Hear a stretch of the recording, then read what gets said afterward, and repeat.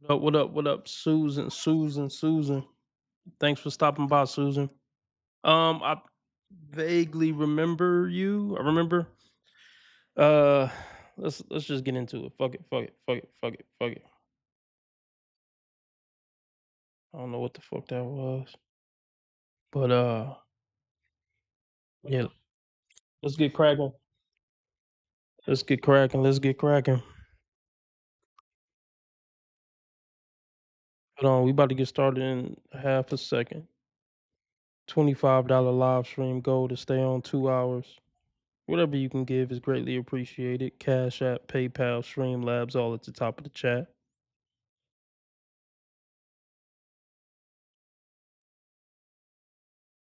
$5 makes you the live stream sponsor.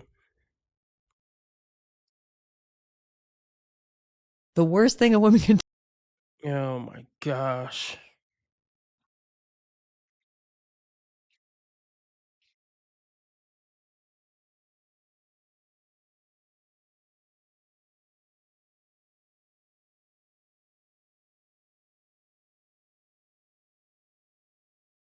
Hit the like button, hit the like button, hit the like button.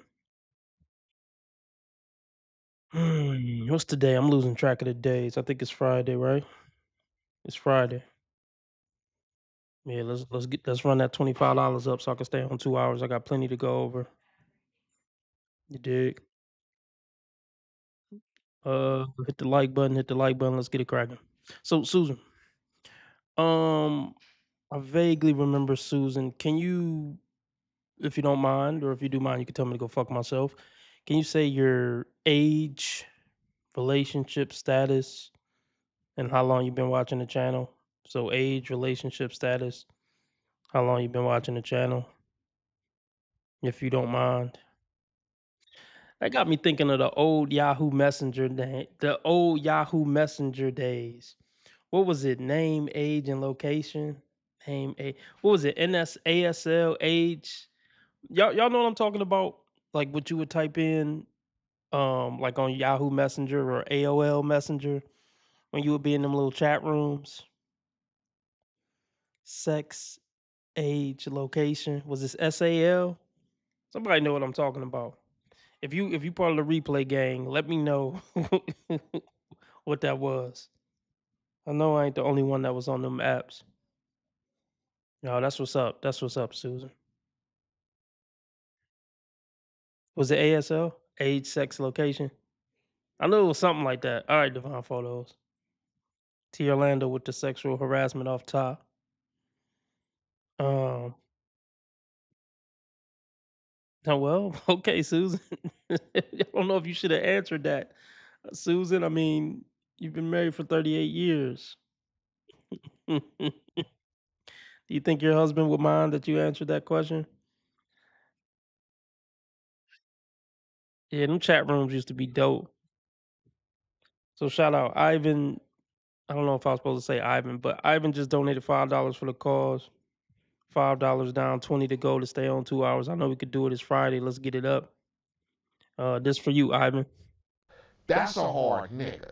It's the happiest day of my life, is what I'm saying.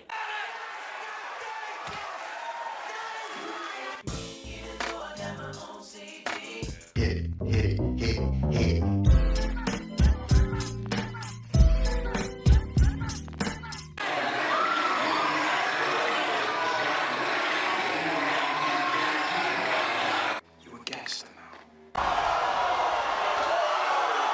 I'm winning any motherfucker where I can't lose. Okay, we in for a long night. We in for a long night. Kendra has a podcast and it's gonna be fucking cringe the whole podcast. It's an hour and 9 minutes long.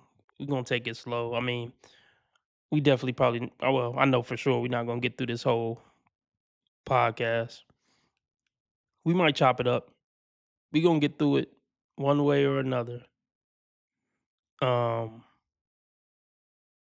a little bit this stream, a little bit next stream. We're gonna get through it before the weekend out. Oh my goodness, T Orlando, do I gotta ban you? Okay, I wouldn't ban you for this, but are you one of those guys that just gotta sexually harass women anytime you're around? I hope you're just like this on the internet.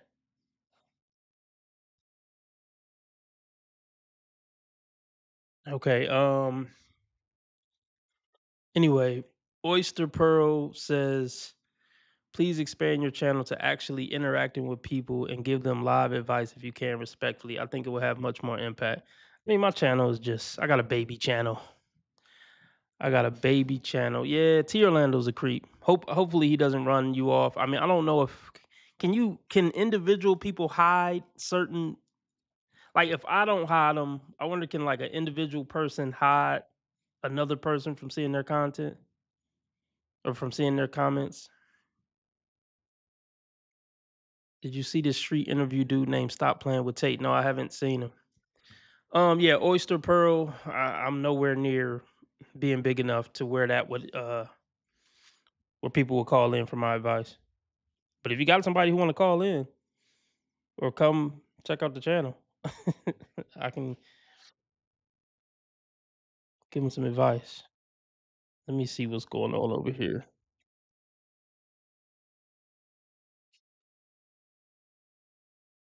What you're doing is inherently misogynistic and shows no respect towards the quote-unquote natural. What is the definition of misogynistic? What is the definition? The definition of misogynistic is it's often used in a way that puts women down. What you're doing is putting women. Okay, then you tell me what misogynistic. The hatred of women. Yeah, they don't know what it means. They just be talking. But we might get to that sometime this weekend. But we got a long video to go over here. Live interaction. I mean, I look. I have my reservations about doing live interactions. I definitely do. But what up, Lauren? I'm not big enough to do it. I remember when Blacklight podcast, Don Lexi was trying to do a show like Kevin Samuels, but women weren't calling in. I feel like you gotta have at least 100,000. I mean, you gotta have a strong female audience. A really strong, like thousands of women that watch you on a regular basis. At least hundreds before, that can be any type of valid setup for me. Yeah, Lauren, T Orlando's in here being a creep. Let's get started. We got a lot of content to go over.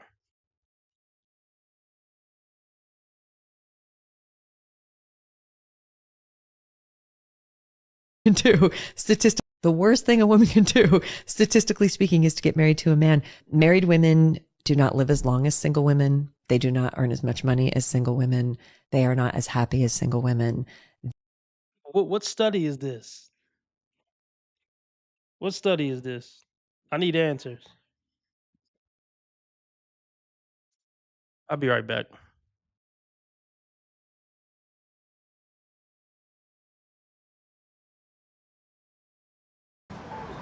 How do I hate you by saying I love your natural hair and I don't love all this wiggery and all this other stuff you guys put on? Why are you saying you guys? Out of all the races, who has the best hair? What do you mean by best hair? Like, what's the most beautiful hair? Most beautiful? Yeah. What do we call beauty?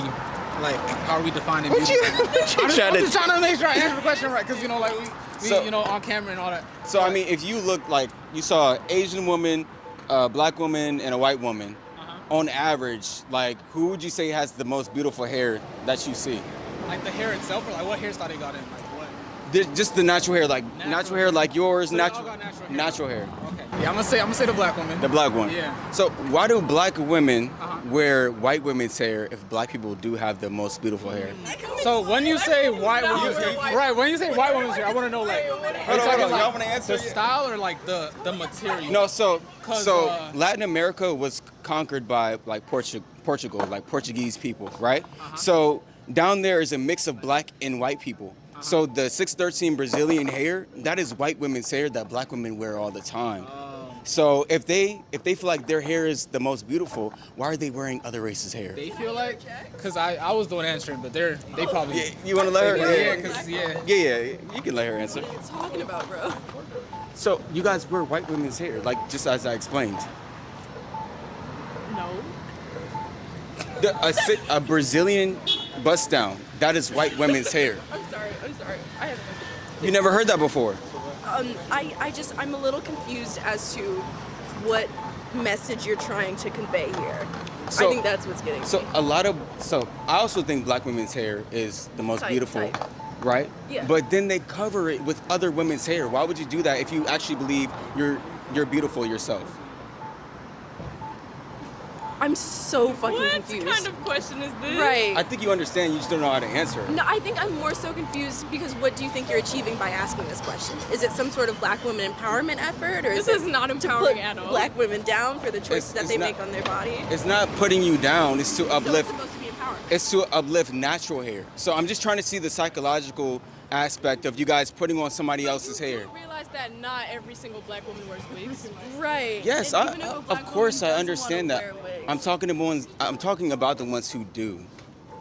Okay, so maybe you should find somebody that is wearing a Or wig, just or stop asking that like, ridiculous what- question. Well, Why it's is a it- valid question. Like Okay, everybody wants to know. Why is it your business It's why really someone not. does Because I'm a something? black man. Can you not cut me off? Because you asked me a question. Well, I wasn't finished with it. Was I finished with the question? Okay, why is it your business as to why someone does something with their body? Because I'm a black man. What does that have to do with? to do with somebody else's. I don't think you're So understanding black my men are the question. natural pairs of a black This woman. nigga said the natural pairs. Yeah, we are the natural pair of the black woman. So of course we care. We No, brother, you wasting your time talking like I don't. Earl, this is why I won't do live interactions. My brain will fucking explode.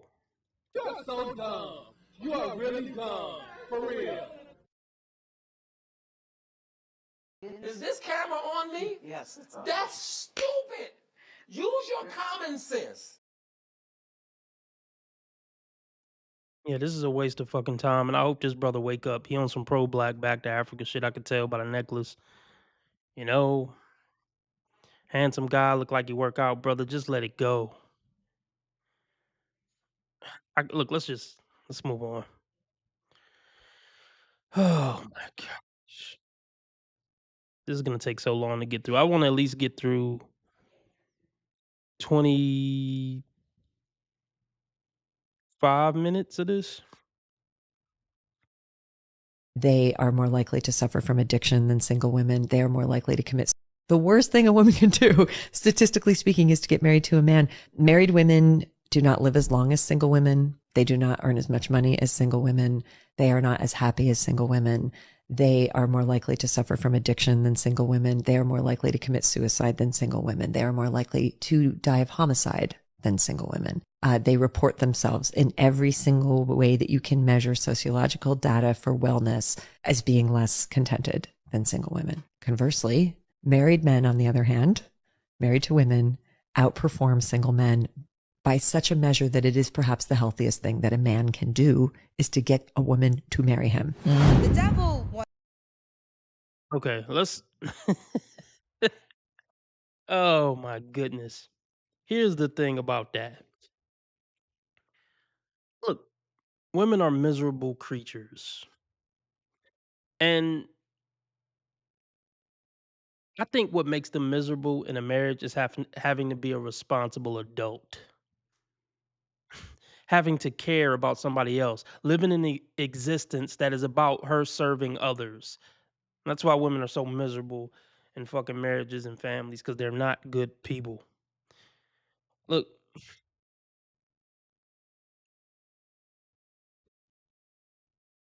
having to live her life for somebody other than herself is what makes her fucking miserable and on drugs and want to commit suicide. And this whole thing about single women make more money than married women, I don't believe that shit. Okay. Okay, this I don't even have to look this stat up. Married women are more financially well off than single women because it's two incomes. But I don't even have to Google it. I don't know where she got those stats from. But look, stay single then, bitches. Like, what is that manly looking bitch's argument? Men and women should just stay away from each other. So what is your argument, ma'am? That the human race should cease to exist because that's what will make women happy? That's the fucking problem. Maybe everything isn't about what make women happy. Maybe the world shouldn't be run on how women feel and what make them happy. There's shitty people who aren't. Most of them are shitty people who aren't going to be happy no matter what. So I'd rather their shitty ass be contributing to society and into a family while being miserable. How about that? Oh my god! But let's just look. If you listening to this woman, just never mind. I ain't even gonna go there.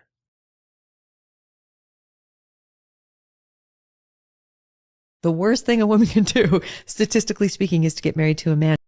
Perhaps the healthiest thing that a man can do is to get a woman to marry him.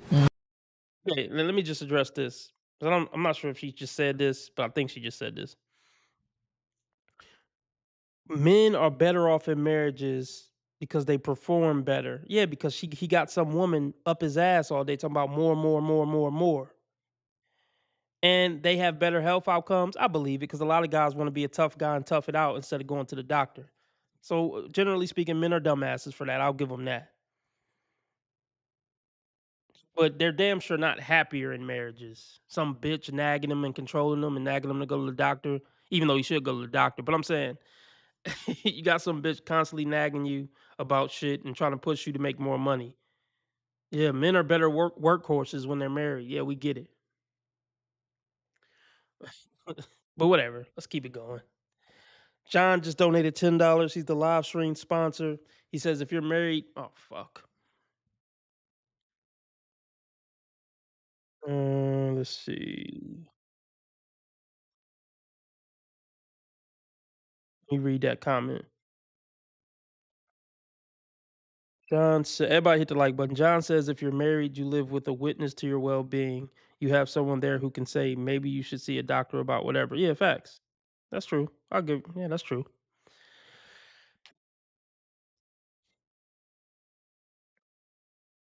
Orlando says he's happily single. I spend my six figures doing whatever I want. I pipe whoever I want and pass. Yeah, live it up. Um,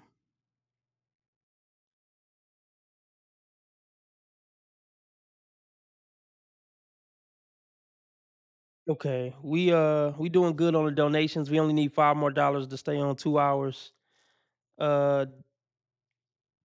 DAR sent in $5. He says for the show must go on. Yeah, we only need $5 more. This for you, Dar. Thank you for being there, man. Charles, I run shit. You just live here. More power to him. You can't treat him like any of the other niggas around here because he ain't like any of the other niggas around here. You got it? Right on, brother, I hear you. Man, I hear you.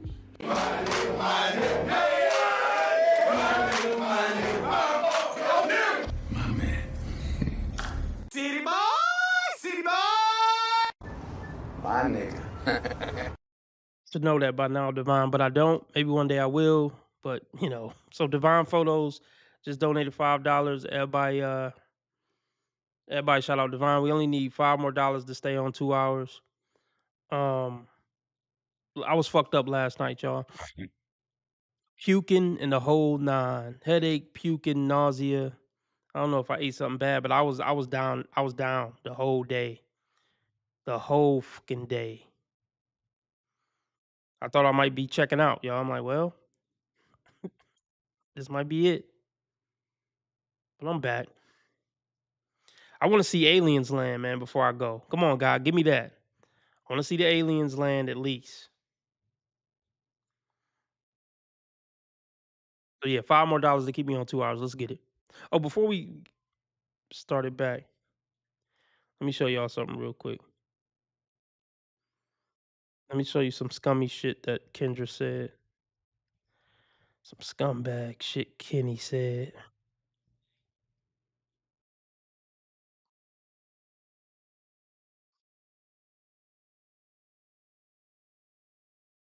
What up, Iceberg Slim? I'm glad you like the channel.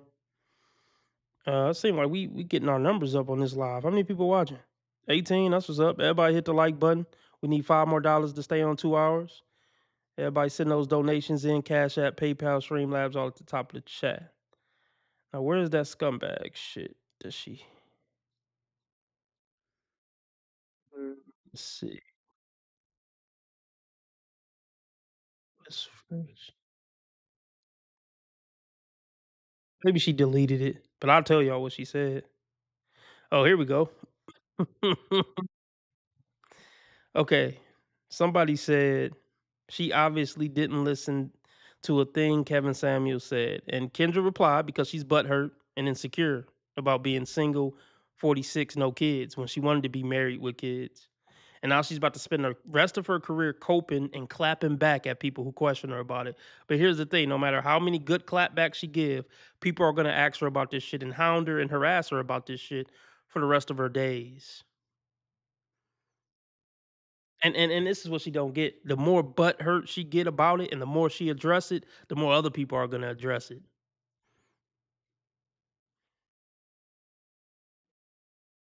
No. See, her best bet would be to just come out and be like, "Yeah, I did want to be married and did want to have kids, but I guess it ain't in the cards for me." You know, I can't. If she just had a sense of humor about it, like I can't seem to lock down the guy I want. Fuck it, it is what it is, y'all. If he come, he come. If he don't, he don't. Like I don't know if she just kept it real instead of trying to cope and fake. Like I don't really want a man. We know you want a man, and we know you wanted kids because you asked the African dude to put babies in you that night on your birthday video or whatever. Mm. And this is why you can't feel sorry for her. She has an inbox full. There's some guy making 30K a year who would fuck with Kendra. Well, I don't know. Cause see, here's the thing. Kendra wouldn't make a good girlfriend or wife to any man, let alone a high value man. But even with that being said, there's somebody who'll put up with her shit. And that's where she's at. She thinks she's still in some place to get something elite. No, you're just in a position to get any man who will put up with your shit. If that makes sense. You're not in the league of getting any type of man you would want. The best you can get is any man that'll put up with your shit who's not just, completely horrible looking and homeless.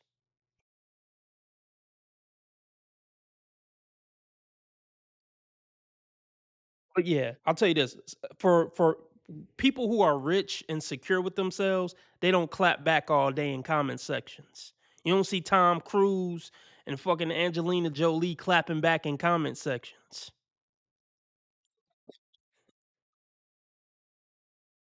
Shout out to Iceberg Slim. He donated $10. He says, definitely supporting the channel. Best of you, best on YouTube. Really appreciate that, Iceberg. Keep spitting the truth. Salute. Much love. Appreciate that. This for you, Iceberg. That's a hard nigga. It's the happiest day of my life, is what I'm saying.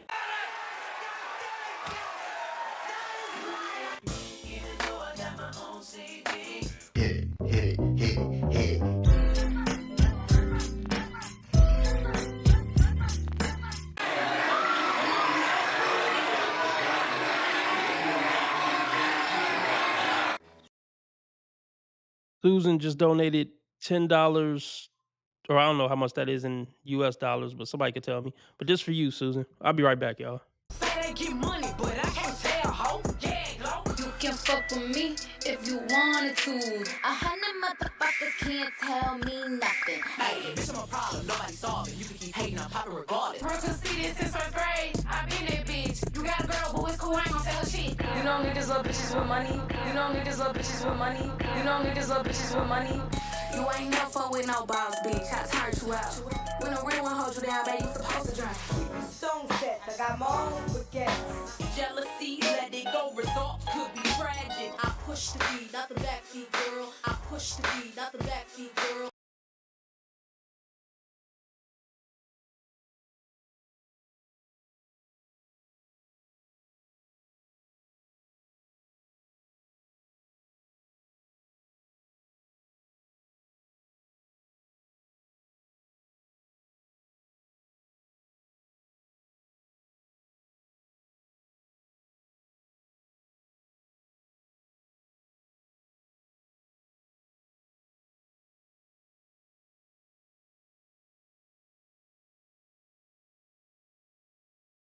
Let's get into it. Everybody, let's get the likes up. I got 20 people watching, only 13 likes. It's not acceptable, people. But I appreciate you for being here. The fuck was I about to pull up? Let's check out this scumbag shit real quick before we get started. I ain't never gonna get through this damn video. Okay. Mike says she obviously didn't listen to a thing Kevin Samuel said. Kendra G says, that man, you mean the man that died at 53 years old with no wife and a woman stranger by his side? Yeah, you're right. I didn't listen to him. Wow. Taking shots at a dead man, huh, Kendra? Real classy. You're a piece of shit, Kendra G. You're not a good person. I don't wish any bad on you. I still give you grace and understanding. I still give you Christ's grace. I don't hate you, but I don't think you're a good person. You know, you clowning a dead man because you butt hurt. Shit, crazy, man. Low blow, low fucking blow.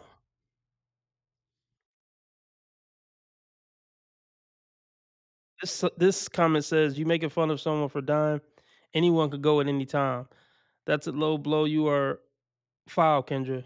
You should humble yourself before God does. Never compare yourself to Jesus Christ either. That was crazy. Yeah, y'all remember when she compared herself to Jesus Christ? I gotta make that a meme.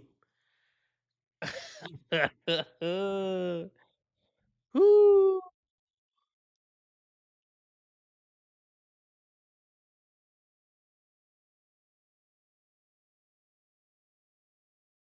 Anyway, let's get into it, people. This is about to be some cringy shit. The devil wants to attack me. Devil, you kiss my ass. I don't think about you. And I'm quite sure I make more than your husband in 1 month than he does in a year. And I knew it was God's way of telling me, I know you about to be mad at me.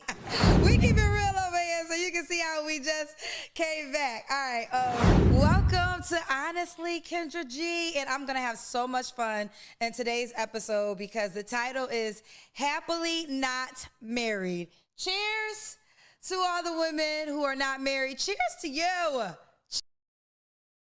What kind of shit is that?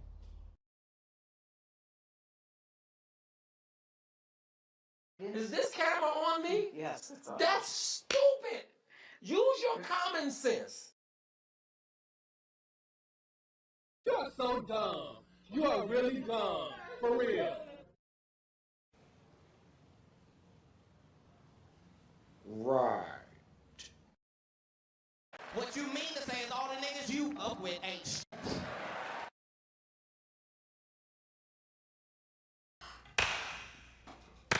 Woohoo! Yes! Wow! Congratulations. Or, here's another idea that's going to be very controversial. You could shut the up.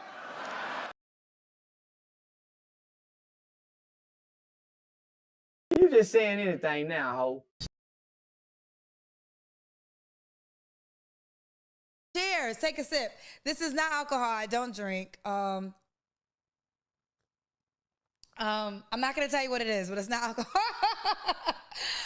I wanted to do this episode. First, I want to start off with this. I believe in marriage. So this is not an episode bashing the institution of marriage. I respect the institution of marriage. Most of my friends are married. I have said this 1,000 times. I think it's a beautiful thing if you find someone that you can agree to do life with. So please do not mistaken the title for I'm against marriage and I think marriage is whack. No, that is furthest from the truth. But what I do believe in is some people may just not get married. And it's very important for me to know that you are worthy. God knew that before he brought you to this planet. And don't let the world brainwash you to attach your worth to your relationship status of being married or not. So cheers to wives, cheers to women who are happily married. And I'm Okay, so is that a contradiction? I mean, I get it. It doesn't have to be a contradiction. Cool. I'm happily unmarried. That's to have to do a podcast episode on how happy you are being unmarried is. I'm trying to just come up with a new word. Obviously, it's cope. Obviously, it's pathetic. It's just a little too on the nose, and it's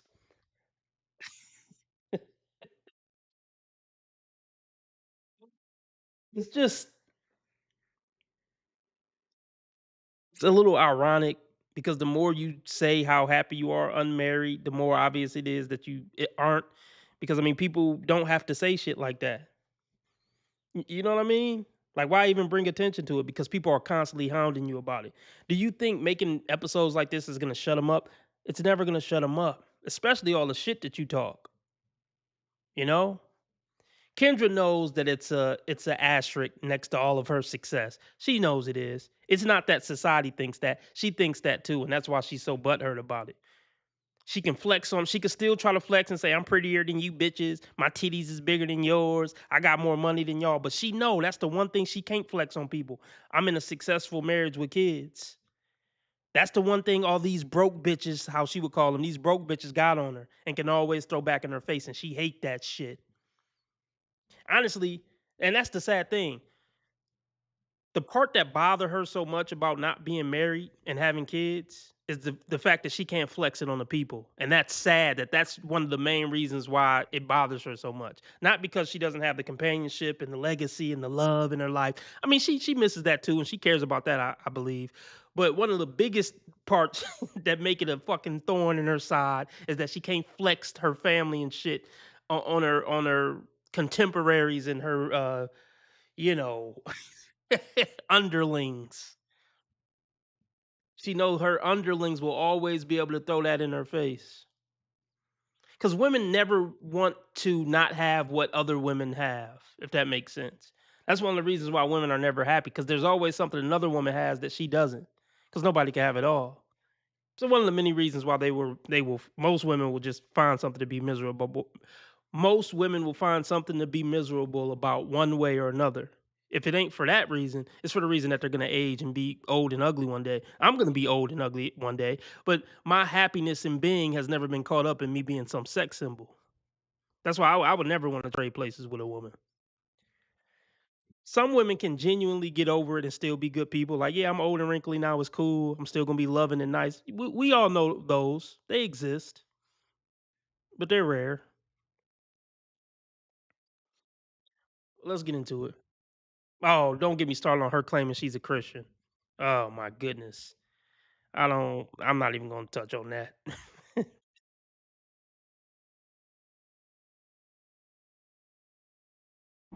If Jesus can't save these hoes, why are you trying? What make you think you greater than Jesus, nigga?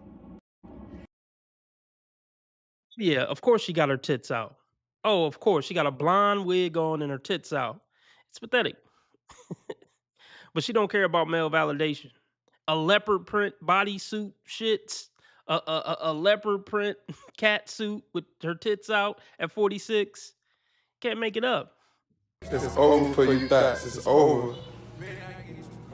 It ain't that time. It's over for y'all. The other thoughts made it bad for you. I want to say happily married because here's the deal. If you like it, I love it. It's your life. But no, I do not respect a marriage where you're just not happy and you just got into the institution of it because of whatever reason. And there's 1,000 reasons why people get married. But if it's not something that you are happy in and it's not benefiting your life, then no, I personally don't respect it. But again, Nobody gives a fuck what you respect. You old fucking harlot with your tits out on YouTube at 46. It's not about being happy all the time. And obviously, the people who are married who are getting benefits from it, they're getting benefits from it. Yeah. I mean, or they wouldn't be in it. But see, your goofy ass think it's all about being happy. Women aren't gonna be happy most of the time, period. Marriage is not about being happy all the time. So I agree. If you're a woman who think the point of a marriage is for you to be happy 70 to 80% of the time, then right, marriage isn't for you. And marriage isn't for Kendra. So Kendra, the best cope for Kendra, or the thing that will maybe get people off their back is to get her the thing that may get people off her back a little bit if she just say, I wanted marriage at one point, but at this point I'm cool. I mean, people are still gonna think it's cope, But if she just say, you know what, I wanted marriage, but at this age and considering my lifestyle and how busy I am, marriage wouldn't work for me. I did want it at one point. I'm not gonna cap. And I did want kids, but I'm so self-absorbed and narcissistic and into myself. I really don't have any time or room for a husband or children. That would be some gangster shit. If she just admitted it, I would actually have more respect for her if she just said that. I'm so into myself, yeah, my ego's too big. I don't got space for a child and a husband. I'm just too much of a big boss, and that just men don't want that, and I've accepted that. I'm not mad about it. I've accepted that I'm gonna be single. I'll date from time to time just to get out the house, but I'm not really fit for a man. I'm too much of a boss bitch to fit into a man's program that I would respect. And the type of man who would just follow me along, I wouldn't respect him. So I'm just gracefully bowing out. If she would just admit that, that would be some gangster shit that I would respect, because that's really what it is. She's waiting on Mr. 0.01%er, and he ain't coming. And if he do come, after he get to know her and see like how much of a bitch she is, how embarrassing she is, how much she works, it's just not gonna fit for his life. No big dog is putting up with this shit. And when I say putting up with this shit, I mean every aspect of Kendra G. And she's not gonna respect the man who would put up with it. So now she's in that. She just has to find bliss in the abyss. Go get your shirts today at shameless plug. Go get your find bliss in the abyss shirts today at fucking whatever, the link in the description. Now I gotta find that shit. Now I want to pull it up. Hold on. Now that I said it. Kendra, she has to find bliss in the abyss. And she's not in bliss now because she's hurt and coping. But hold on, where's let me pull up the merch real quick. Get your find bliss in the abyss gear today. I'm only gonna get probably $3 from the sale, even though the shit might be 20, 30, 40, $50. Um, go first one to pop up. Yeah, get your find bliss in the abyss gear today, people. So what is this? A shirt? Woman's premium T-shirt, $26. I'll probably get what, $4 from it, but it is what it is.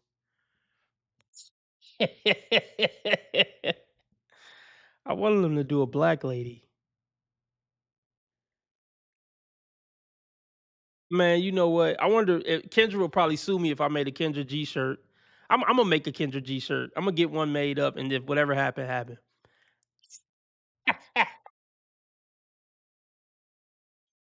Oh my good. Okay, let's just. I'm thinking about ideas. Y'all throw out ideas as we go for shirts to get made up with Kendra face on it. With this face right here and a leopard print cat suit, her tits out, and a blonde wig. I'm happy single.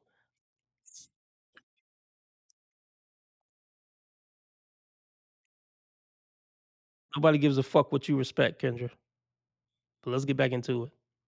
Got into the institution of it because of whatever reason, and there's 1,000 reasons why people get married, but if it's not something that you are happy in and it's not benefiting your life, then no, I personally don't respect it. But again, it's your life, and if you like it, I love it.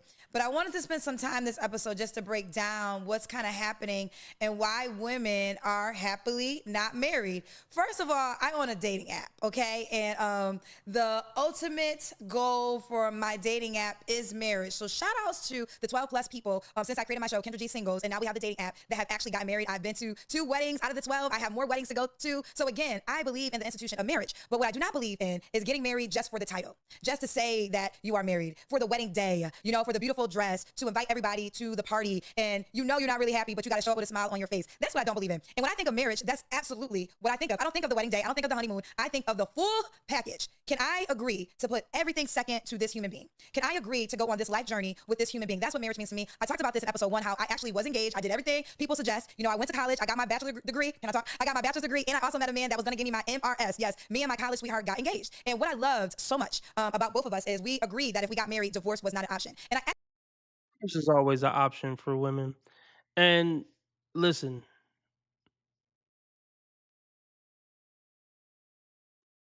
um,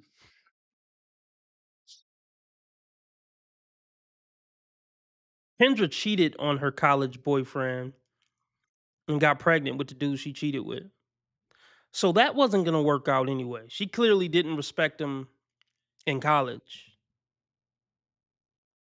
because she cheated on him with her ex and got pregnant by her ex. So that wasn't gonna work out regardless. Let's just be clear about that.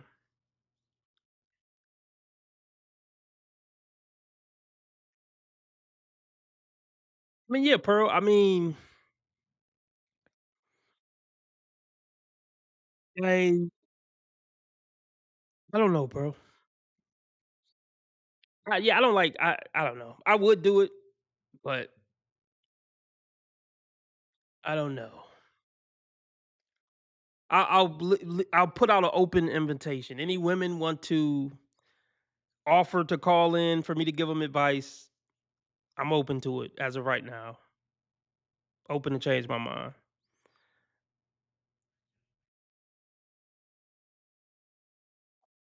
Let's get back into it. Much about both of us is we agree that if we got married, divorce was not an option. And I actually believe that everybody should take that stance. If you were going to get married to a person, can you agree that divorce is not an option, no matter what? He loses his job, she loses her job, you will still be there. She gains 60 pounds, he gains 60 pounds, she will still be there. You know, life happens and nobody's perfect. Outside baby gets created, you will still stay there. Because let's get into it. Like, I think that when people call me up to my show, they just present marriage as Disney World. Like, everything is so glorious and everything is so perfect. And that is not always the case, okay? Like, I have two friends, and I love, like, their parents are amazing, right? And I was like, they got, like, this is like the real life Cosby show, like, two separate friends. And what I learned in their parents' marriage, an outside child, was created in both situations. But obviously, their mothers never got a divorce. And that's just kind of what it was. And I don't know what she went through. I don't know what they went through overall, but that was a reality of their confinement. Now, am I saying that this happens in every marriage, that, you know, the man is going to have an outside baby? Of course not. So again, please don't misconstrue my words and say I'm trying to paint marriage as this dark institution and you have to tolerate so many things. But that is a component of marriage. Of course, if you're able to meet a person and you guys can agree to be best friends and it's you two against the world, that is a beautiful thing. And that is the marriage that I salute. Cheers to you. But what I have learned is that's not necessarily everyone's life truth and life journey and life plan. And I have learned that in this day and age, there's an attack on women who are not married. And I'll just use myself. And this is why I wanted to do this episode so bad, because I have heard time and time again, yes, she's successful. Yes, she's attractive. I love that you always say the truth because, baby, you got eyes. You can see it. And yes, she appears to be happy. I'm happy. I have no idea why that can't be received, that I'm actually happy. They say she appears to be happy, but she's not married and she doesn't have children. Kendra, you don't even really look like this. You got a white woman's hair on your head. Please don't do the I look good flex. Please don't do that. Please don't do that, Kendra. People don't realize the power of makeup. Makeup can make your nose look slimmer. Kendra, you don't look like this. It can make your skin a lighter tone, obviously. But you don't look like this, Kendra. You do not look like this. Oh my god. We've seen you. Most of us have seen you without makeup. It's not a pretty sight. I'm not trying to be rude, but just when you keep trying to flex how pretty you are, it just kind of annoys me.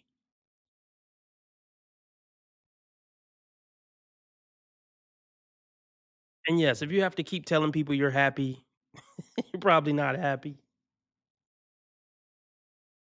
The last thing happy people are doing are constantly making public service announcements telling everybody how happy you are.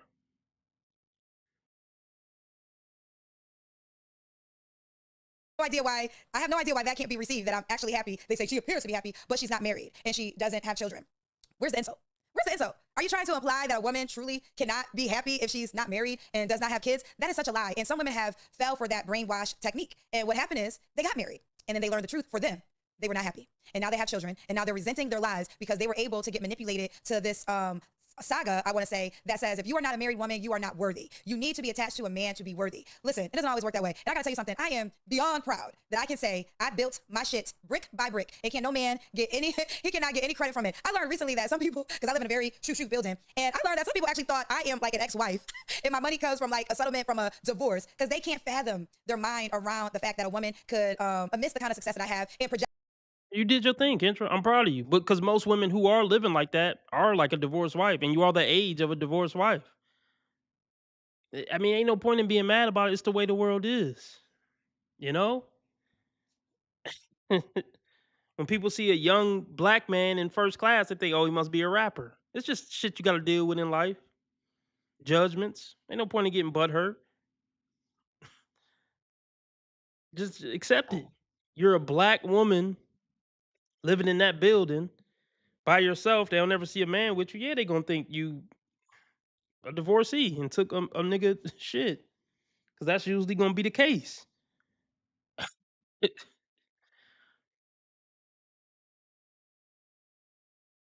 What they say, like 80% of billionaire women got the money from their husband or something like that. I forgot what the stat is, but yeah, that's not shocking. So yeah, let me keep y'all up to date on the Cash App goal for the week. I mean, it's Cash App, PayPal goal, but most people just hit the Cash App. But so we have $45. The goal is $100 by the end of the night Sunday. So ideally, I think it's Friday, so ideally we would get to 60 tonight in the Cash App. So that's a little second goal, just to throw it out there.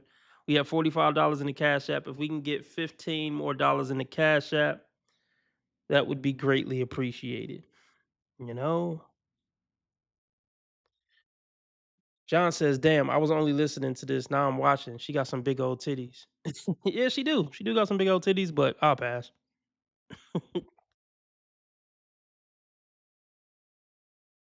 Fathom their mind around the fact that a woman could miss the kind of success that I have and project it to have even more without being attached to a man. And it blows my mind. It literally blows my mind that there is this taboo feeling that a woman can't do as a man. And let me break that down when I say do as a man, as in finding their purpose and going for it with the sacrifice in that moment of getting married. And the reason I say this is men are given grace. Men are almost even taught, don't get a wife, build something for your life. Go out there, make something of yourself, get a good job, and then get a family. And women are manipulated to believe, find the man that's going somewhere and attach yourself to him. Now, here's the deal. There's nothing wrong with that. Like, that very much may be your life journey. There are some women who were born to be attached to a man, get married, and his growth is her growth. And sis, there's really no diss. Like, I'm not here to judge because I know God, and God is not in a box. God has brought us all to earth. We all have different purposes, and that might be your journey, and I respect that. But I have to say, that's not the only journey that deserves respect. A woman that has decided that, I'm going to live my complete self. I'm not going to shrink to be somebody's wife, and I'm not going to conform and give up my own dreams to be somebody's wife. That also needs to be respected, because that's what they're trying to manipulate. They're trying to manipulate women who are successful to believe, yes, you have everything but a man.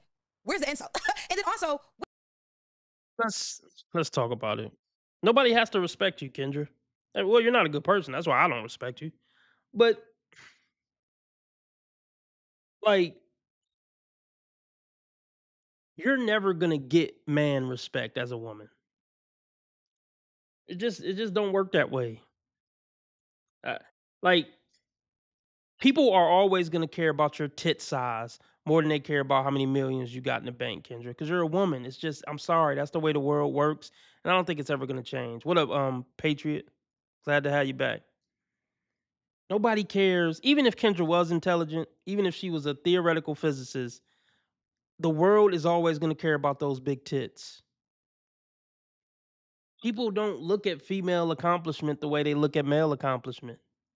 They just don't. Shout out to T Orlando for the dollar donation. Is it right? It might not be right, but that's the way the world works, and I don't think it's changing until the world end, or until AI take over. I don't think it's gonna change, Kendra. People's number one question with you, okay, they see you successful, but the main thing they want to know is where your man and kids at as a woman. I don't give a fuck what you accomplish as a woman.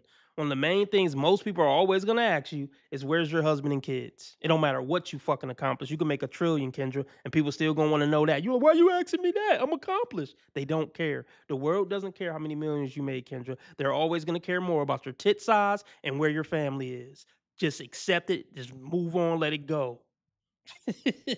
It's never gonna fucking change. She looks like every other bitch. Like, am I wrong? She looks like every other bitch. Like, This whole concept of women lowering their standard, bitch, you are the low standard. The fuck are you on about? I don't even lower my standards. You are the low.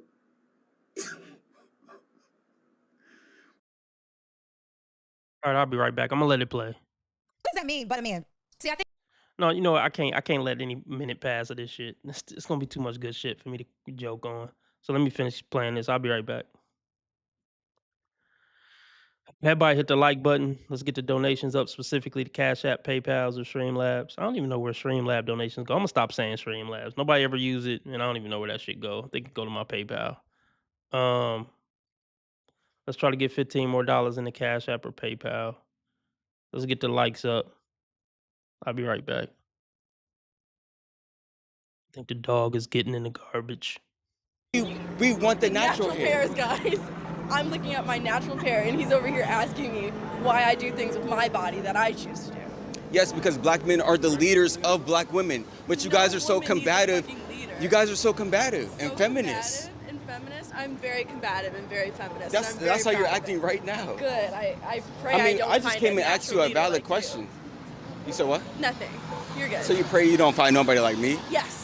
Why? A quote-unquote natural leader. What you're doing is bullshit. It's misogynistic. How is it misogynistic? I said I want you to be natural. I like you how you naturally are. All this fake stuff, we don't need it. We can throw it away. I hope you find someone you're looking for. Find somebody that fits that. I really do like Oh, you. I have. All right. But Okay, then but why more. you bothering other people? You can wrap Well, this up, bro. I asked him a question. You guys wanted to interject. I wasn't even talking to you. All right, and then you came over here. No, and but then you- started pointing the microphone. You So, said, is he "Can not- I interject?" Is he still, Tommy? I think he's still on the phone with you. I think he's still trying to talk to you. Yo, no. You said, "Can I interject?" This is. Loki, I gotta go. It was nice to meet you, bro. No, you good. You good. Y'all have a nice day. But she told me to speak to her, so that's why. And he's saying that he wasn't speaking to me. Am I? You told me to. So shortly after this, my cameraman goes ahead and shuts off the camera because we thought the debate was over. So as we're leaving, I can hear her calling me dense and saying other slick remarks that she was not saying to my face. So I turn around and I basically say this. Wait, y'all just called me dense? No, yeah, it was me. Why'd you call me dense? Because you are not listening to the words that I'm trying to say to you. You just keep reiterating the same poor takes over and over again. Okay, so what is your point? My point is what you're doing is inherently misogynistic and shows no respect towards the quote-unquote natural. What is the definition of misogynistic? What is the definition? The definition of misogynistic is it's often used in a way that puts women down. What you're doing is putting women. Okay, then you tell me what misogynistic. The hatred of women. How do I hate you by saying I love your natural hair and I don't love all this wiggery and all this other stuff you guys put on? Saying you guys. Black women. It's the usage of the word "you guys." I don't know if you're using that to mean every black woman, but as you can see, I don't have a Brazilian butt. Well, so when we I have Brazilian butt sounds right now. so when we look at the stats, more than 70% of black women, you can Google it right now. Okay. More than 70% of black women wear fake hair. Can you? I can't find my phone. Yeah. Do you mind looking it up? More than 70% of black women wear fake hair. So the majority, just look around you. Fake, fake, fake, fake. Like, come on now. Dude, what does that have to do with you? So Who I'm just, fucking cares? I'm proving the stat. That's what I'm talking But about. who cares what a woman does with her hair? So, but I wasn't even talking. I was talking to this guy. You told me to talk to Yes, you. and then you started talking to me. Because Right. I care, because the issue Right. concerns So- me. and I told the you- issue concerns my friends. The It- issue concerns those I care about. It matters because most black men prefer black women to wear their natural hair, but you guys seem to not want to do it. Okay, yeah. but not Okay. everybody likes men, first of all. Hey. Oh God.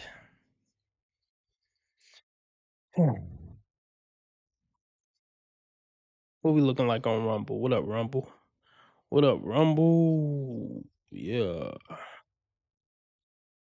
Anybody on Rumble? Nobody on Rumble. All right. I think one of the biggest misconceptions about me personally, they're trying to manipulate women who are successful to believe, yes, you have everything but a man. Where's the insult? And then also, what does that mean but a man?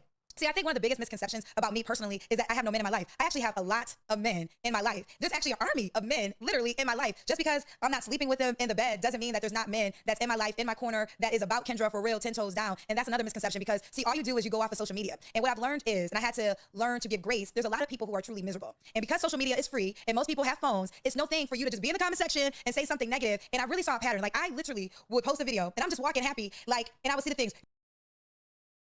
This is cringe. This is fucking cringe. Walking in the middle of New York, like you're a 46-year-old woman. This is immature kid shit, and it's clearly narcissism. Yeah, we get it. You're in love with yourself. This shit is goofy. That's why people are talking shit in the comment section. Because it's some goofy ass shit.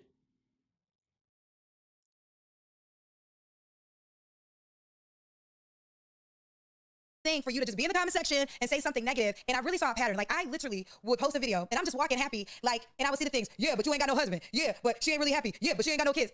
Baby, I'm just walking down the street. Like, what does that have to do with me having a husband? I'm at the BET Awards, and then I see these men, yeah, but you ain't got. So what I've come to terms is, see, men have lost their power that men had many, many years ago. See, there was a power that men had over women, and that was a power of control. There was a time when women couldn't get bank accounts, women couldn't get a house in their name. It was not socially acceptable to even have children without a husband. That was a time period. So women just sucked it up. They just dealt with it because there really wasn't an option of leaving him. The society wasn't going to accept you. You notice like every reference to marriage or a woman being with a man, it's always negative. She has to do that though, so she can make it seem like having a man is always bad. She can't even hint to that it might be good sometime, because then it's gonna be like, yeah, don't you want one? This is fucked up.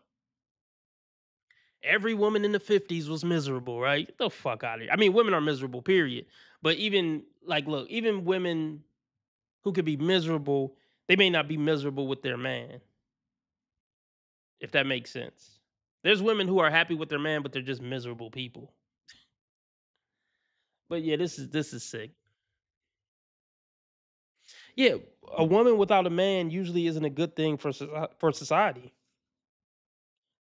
Women usually aren't good people, and women are a burden on the government and just on the society around them. She mentioned having a bunch of men around her. Exactly. You're gonna have to be a burden, not financially, but let's just talk about women in general. Women who don't have a man, they're gonna be a burden on their own family and men around them and maybe somebody else's husband, because women need shit. You know? Women need shit. Now you got money, you could supplement some of those needs, but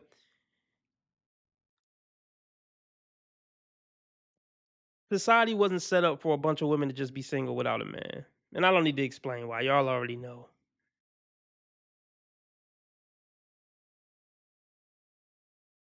So women just sucked it up. They just dealt with it because there really wasn't an option of leaving him. The society wasn't going to accept you. How was you going to get jobs? So men were able to control women back then with finances and access. Well, it's a new day. I gotta say cheers again. Even though I ain't drinking, I'd be like, we It's cool. Like, we get it, Kendra. A man can't control you with money, but a man don't want to control you. Why can't you get a good man who wouldn't want to control you? Like, okay, now that we got that out the way, cool. You don't need a man financially, but it still doesn't change the fact that you can't get a man to save your life, even though you're so great. We get that you don't need him. That's fine. But why can't you get a man who make just as much as you or more, to where money won't even be a factor at all? See, because you're not a good woman, Kendra. Good women can get and keep a man. See, she's gonna make it seem like, oh, the reason I don't have a man, which this is a part of it, but this isn't the main reason she don't got a man, is because I'm so successful and I'm such a boss and he can't control me. No, the reason you can't keep a man because you're not a good woman. But she want to throw us off the scent of that.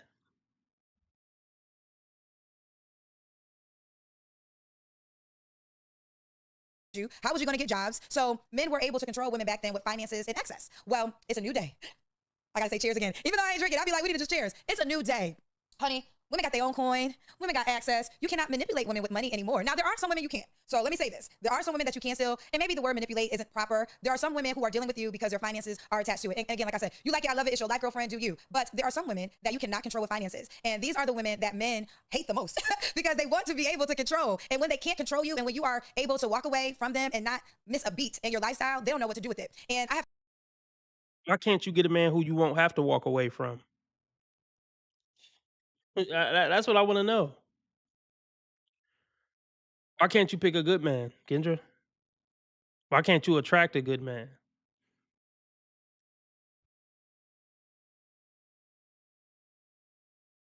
want to be able to control. And when they can't control you and when you are able to walk away from them and not miss a beat in your lifestyle, they don't know what to do with it. And I have heard this so many times like, oh, well, you know, the reason you're not married is because you're so successful, you're outspoken, you're not easy to control.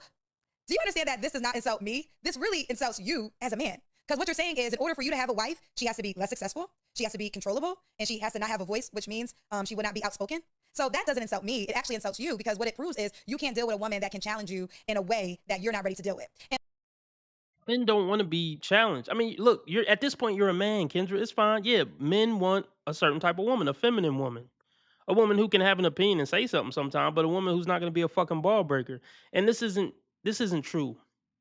There are women who are successful financially, Kendra, and then they go home and be submissive, feminine wives to their husbands. You don't know how to be a good woman.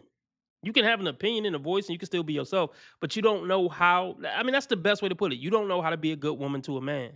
It don't got nothing to do with, oh, I have an opinion and I'm successful. There's other women who have an opinion and who are successful, who are good wives and good mothers.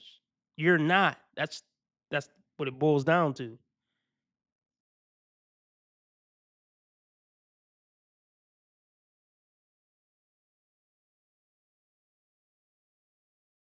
She would not be outspoken. So that doesn't insult me. It actually insults you because what it proves is you can't deal with a woman that can challenge you in a way that you're not ready to deal with. And listen, I am not here to judge it. I'm just here to correct it because sometimes I see shots that people deem to be insults, which I take as a compliment. If you don't know, I'm 46 years old. I tell my age because I love my age. I'm a person who loves aging because I also learned another secret of life. Your life don't stop at 30. Your life don't stop at 35. It don't stop at 40. I'm here to tell you a secret. It gets better. Every year of my life, it gets better. So I don't live by the human clock of them saying, by this age, you better be married, have children. No, honey, I'm on God's clock. No, ma'am, no. No. That's a damn shame. I'm a woman, superior gender. Men are supposed to worship the superior gender. I'm like, you know, the creme de la creme of the female species. Bow down in the presence of royalty. Nobody said that life ends at 30, 35, 40, 45.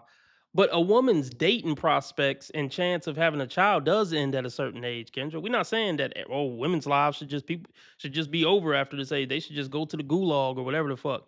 Like, no, nobody's saying that. But women are on a clock.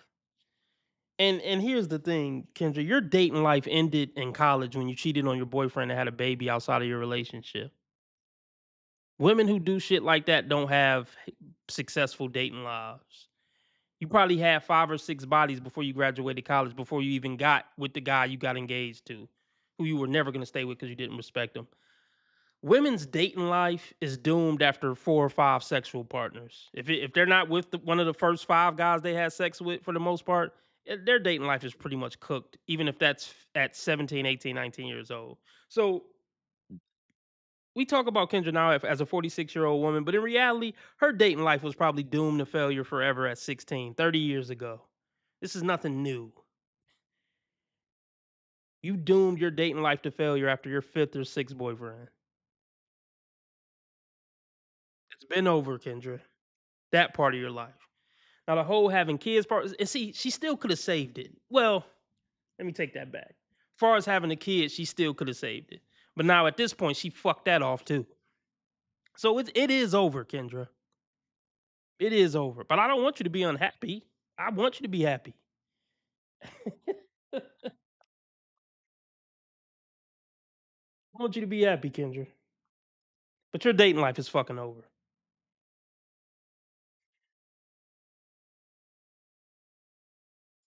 And I think that kid thing is over. I mean, you had to fry your eggs. I mean, look, you got to get a man. Well, no, she don't got to get a man to have a kid. She can do that whole.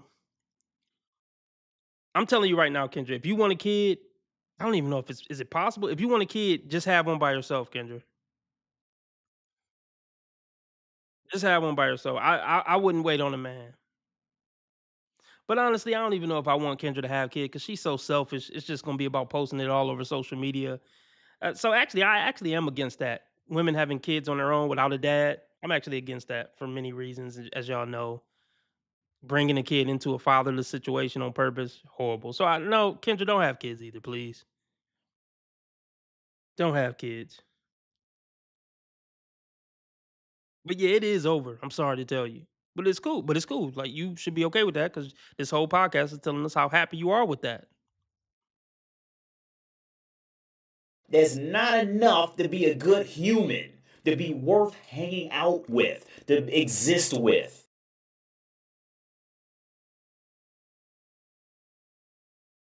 Life, it gets better. So I don't live by the human clock of them saying, by this age, you better be married, have children. No, honey, I'm on God's clock. And guess what? God's clock is still going because I still have breath in my body.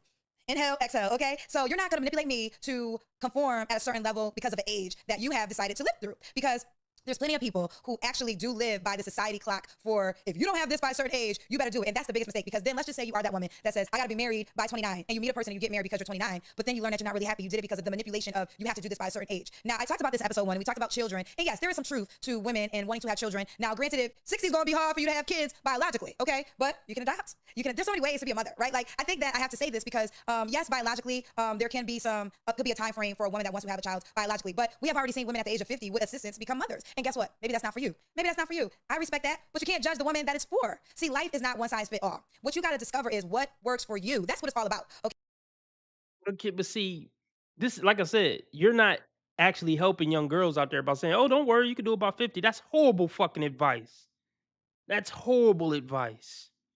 And it's horrible. Look, and the women she just said, "Oh, you might be 29 and you rushing because you're 29 and you want to get married." No, it's already over, bitch. All the shit you did from 16 to 29 is the reason why it's over. And even if you get some sucker to marry you, it's probably not gonna work out.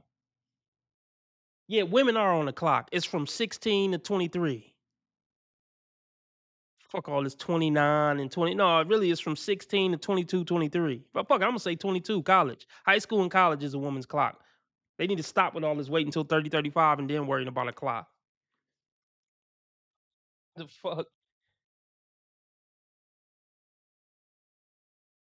50. This now she's telling the youth to just don't worry about it. Having a kid at 50 might be for you. That should never be. If you're trying to have a kid at 50, something went wrong a long time ago. That's fucking absurd.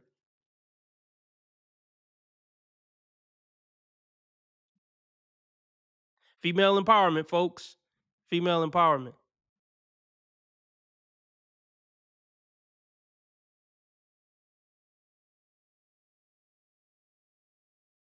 That'd be the new name of my streams. Cooked women coping.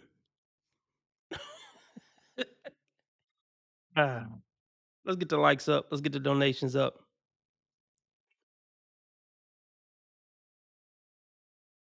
Because yes, biologically, there can be could be a time frame for a woman that wants to have a child biologically, but we have already seen women at the age of 50 with assistance become mothers. And guess what? Maybe that's not for you. Maybe that's not for you. I respect that, but you can't judge the woman that it's for. See, life is not one size fit all. What you got to discover is what works for you. That's what it's all about. Okay. And what I've come to terms is, with social media in particular, we have voices and opinions from people who have decided what you're doing is not right. And it is very important that, they convince you to live to their standards. Since this topic is about happily not married, I want to take some time and talk about this leftover conversation of women. So there was a woman that came on my dating show and she said, we're the leftovers. And let me tell you something. I stopped her in her tracks. Let me tell you something. You cannot just speak anything on my life and I will agree to it. Words and what you speak upon your life matter. And I told her, listen, I am not a leftover. I won't be a leftover at 80. I'm just not. I'm going to be a 5-star meal, a main course at 85 years old. That's not gonna happen. It's not gonna happen. We have a day of observing everybody on drugs.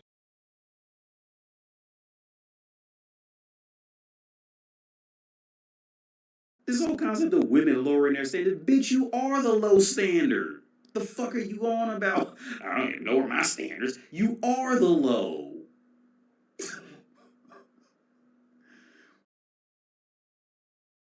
He's not gonna be leftovers at 85. That doesn't even make sense. Like, I mean, you don't have to call yourself leftovers, Kendra. Who's gonna call themselves leftovers? But if we want to talk about what's real, like, yes, women who are single over 40 are leftovers. Nobody's checking for that. I mean, we don't have to call it leftovers. You can put whatever name on it you want. I mean, I don't expect you to put a derogatory name on yourself. Duh. I mean, yeah, I'm not mad at you for not calling yourself leftovers, but you are leftovers. I mean, in my opinion, women who haven't found their lifelong partner by 25 are leftovers. See, the reason why a man who's 40 and hit his financial stride isn't leftovers because that's when bitches start liking men in the first place. So that ain't really leftovers. Now, a man who's 40 years old and still making 30, 40K, got a ball spot. And I mean, maybe you could say he's leftovers because when bitches never wanted him and he ain't never gonna make a lot of money, so bitches are never really gonna want him. So I mean, I get it. You could call him leftovers.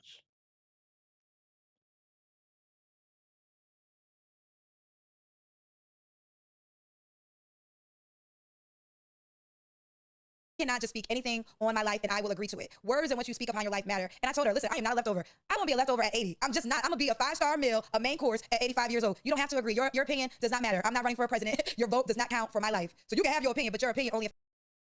See, yeah, you can think whatever you want about yourself, Kendra. You can see yourself as the most desirable woman on the sexual marketplace value. Wait, let me say that again.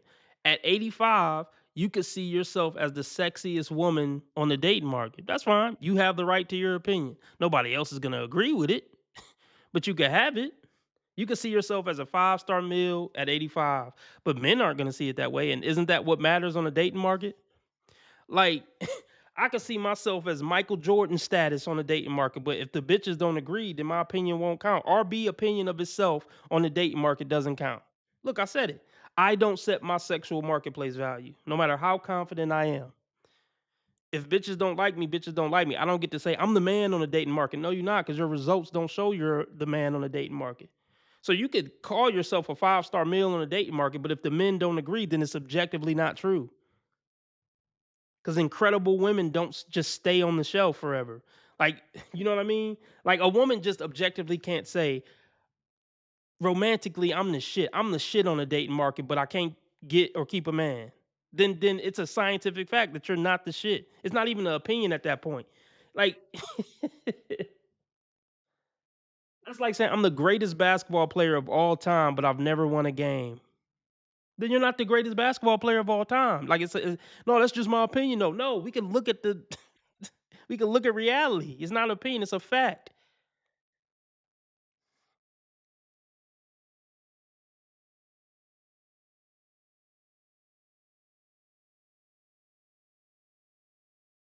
I don't know, man. I kind of feel like ordering out, but I know I shouldn't. It's not healthy for you, but I feel like ordering out, man.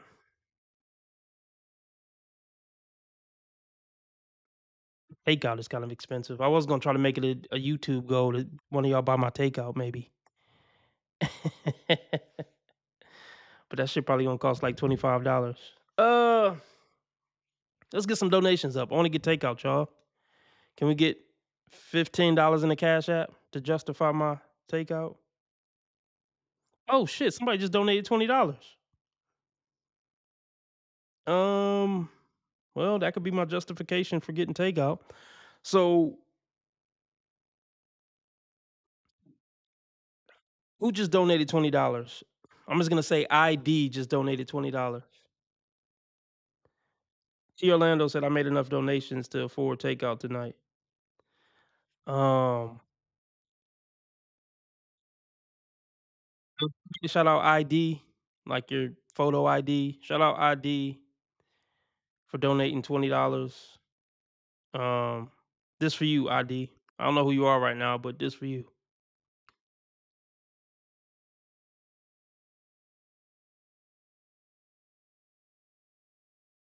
That's a hard nigga. It's the happiest day of my life, is what I'm saying.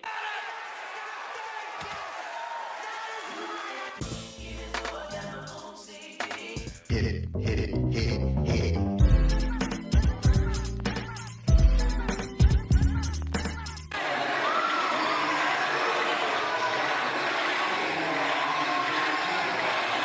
You a gangster. I'm winning any motherfucker where I can't lose. Y'all was definitely generous on the donations, man. I appreciate it, man, for real. Um, fuck. All right, I'll decide in my mind if I want to get takeout or not. But let's get the likes up. Oh, we got the likes up. All right, let's see what Rumble look like real quick. That sound good, Susan. That sound good. Okay, we got 3 people in Rumble. What up, Rumble? Um, let's let's do this. Let's do this. How long I been on? How long? Oh, okay. How long I been on? Hour and 17 minutes. All right, let's do this. um, $15 more in the Cash App, because I really am gonna use that towards the takeout, even though I just got $20. I'm being greedy tonight, y'all. Fuck it. I'm making up for me being off last night. So $15 more in the Cash App, and we'll do a 3-hour stream tonight. And I'm definitely gonna take some of that money and I'm literally gonna deposit it out of the Cash App into my account to get takeout. $15 more go in the Cash App for 3 hours. All right, let's get it. Let's get back into the bullshit. Kendra. I wouldn't even want. I really don't like Kendra as a person. Like I don't even. I mean, she got nice tits and stuff, but there's nothing soft about Kendra that would make me even want to talk to her long enough to fuck her tits. Like, does that make sense to y'all? Like, like I would not enjoy talking to Kendra, even if like Kendra said, just come hang out with me for 2 hours, and at the end of the 2 hours, you can fuck my tits. I would have to decline. Like, no, because I'm gonna get turned off in that 2 hour time frame. To where I'm just like, you know what, I gotta go. I would walk out on Kendra G on a date. On God, I don't care how much money she got, unless she literally paid me to stay on it. And even then, I might say, just keep the money. Just keep that shit. Keep the 10,000. Fuck it.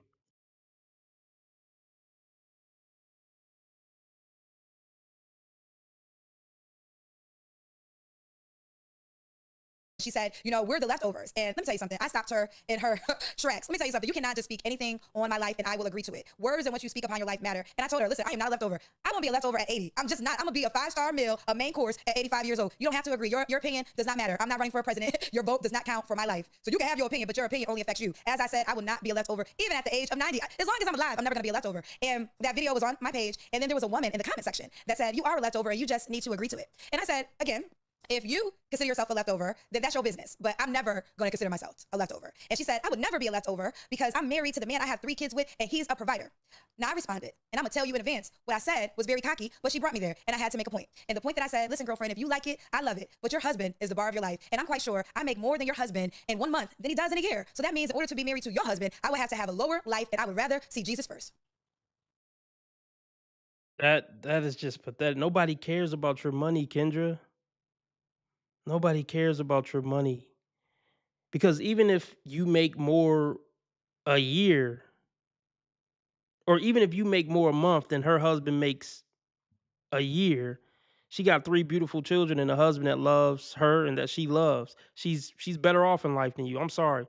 To me, family, legacy, and health is worth more than having $10 million. It is. Having a bunch of family and friends that love you and you doing okay financially, not you doing good. You're gonna be able to retire comfortably. All that. Like, to me, that's better than just being this bitch. Like, this shallow life that she lives. No kids, no husband. That woman is definitely wealthier than Kendra. If she got 3 kids and a husband that loves her and take care of her fully, she's definitely wealthier than Kendra when it comes to the things that count. You know?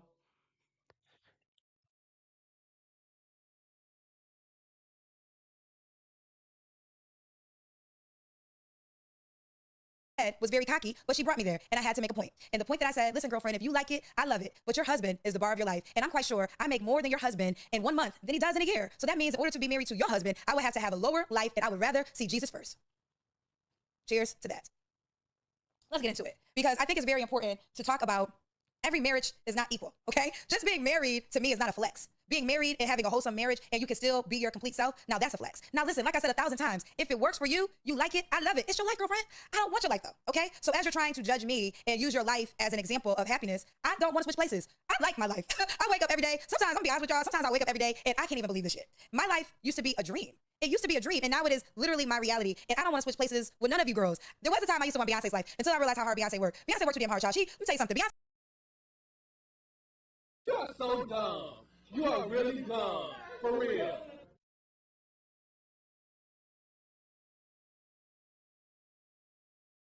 Is this camera on me? Yes, it's on. That's stupid. Use your common sense.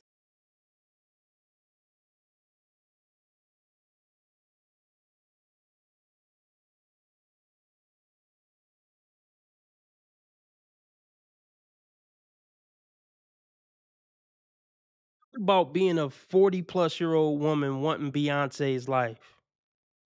Like, grow the fuck up. What? You don't know shit about Beyonce. Like, let me just continue. Grow the fuck up. True evolution, that true growth as a human, it just isn't there. Oh my god, are you fucking 16? Mentally, yes, she is. Mentally, yeah. Most of the brains don't develop too far past 20 at max. I'm talking like, and this is doctorate level one.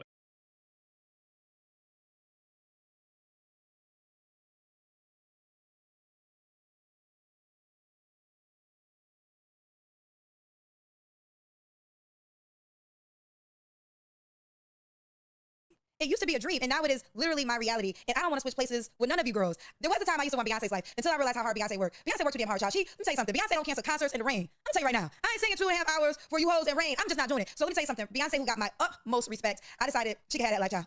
I can't do it. I'm gonna be the best at being Kendra G.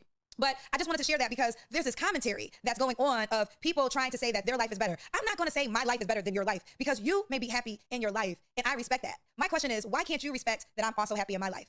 Why do you want to feel that I'm not happy? Why is it important for you to believe that, yes, I'm successful, yes, life is still going for me, but she's not happy? You know, that is what I can't wrap my mind around until I figured it out. Misery loves company, and I am people's worst nightmare. Let me break it down to you. I am a lot of people's worst nightmare because I'm a black woman. Are you fucking serious, ho? Like, look like his. This is just some nigga talking shit. This is just some nigga talking shit.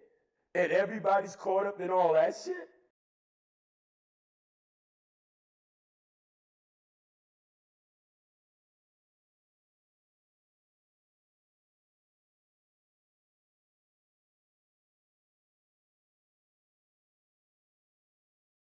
She's going to have issues for the rest of her life.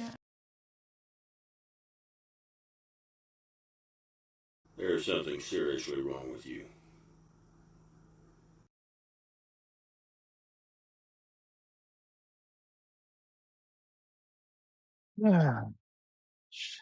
Let's, Kendra, you think the whole world revolves around you. You really do.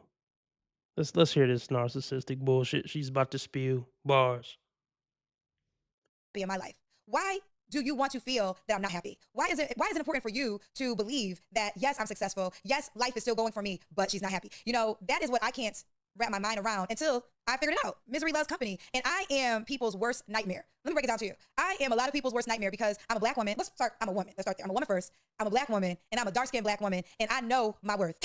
You cannot convince me that I am less than ever, honey, and I'm gonna keep going. And it's been my secret to my success that people cannot brainwash me to live at the limits that they really have for their lives. See, what happens is I surpass people in the limits they have in their own lives, and that makes them feel away. You see how, like, think about it in this way. If you outgrew a person that you did high school with, right? Let's say you guys went to high school together, and you kept growing in life and you're learning, your growth makes them feel uncomfortable. The reason it makes them feel uncomfortable is because your success indirectly makes them feel less than. Because Now that's true.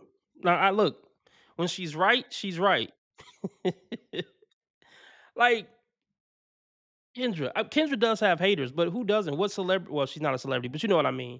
What person who is even a Z-list celebrity doesn't have haters? You know, some would say, look, if you don't got no haters, you ain't doing something right in life, one way or another, whether you're famous or not.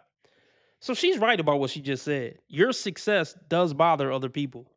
If you're doing something better than somebody else does, they don't like it. It's just human nature. So what she just said is facts, but it doesn't have anything to do with what we're really talking about on this channel. Look, I don't want Kendra to be unhappy. I said it already. Be happy, Kendra. I want you to be a better person. I want you to find some humility, and I want you to find God. That's what I want for you, Kendra. Like, seriously, I'm not trying to be funny. I don't want Kendra G to be unhappy. I don't gain nothing from Kendra G being unhappy. Be happy single. I want you to be happy single because I don't want you to ruin some man's life, and I don't want you to ruin some child's life if you try to adopt a kid or have a kid. So I want you to stay alone, and I want you to find peace and solace in that and happiness. And I do. I'm not trying to be funny. Bingo.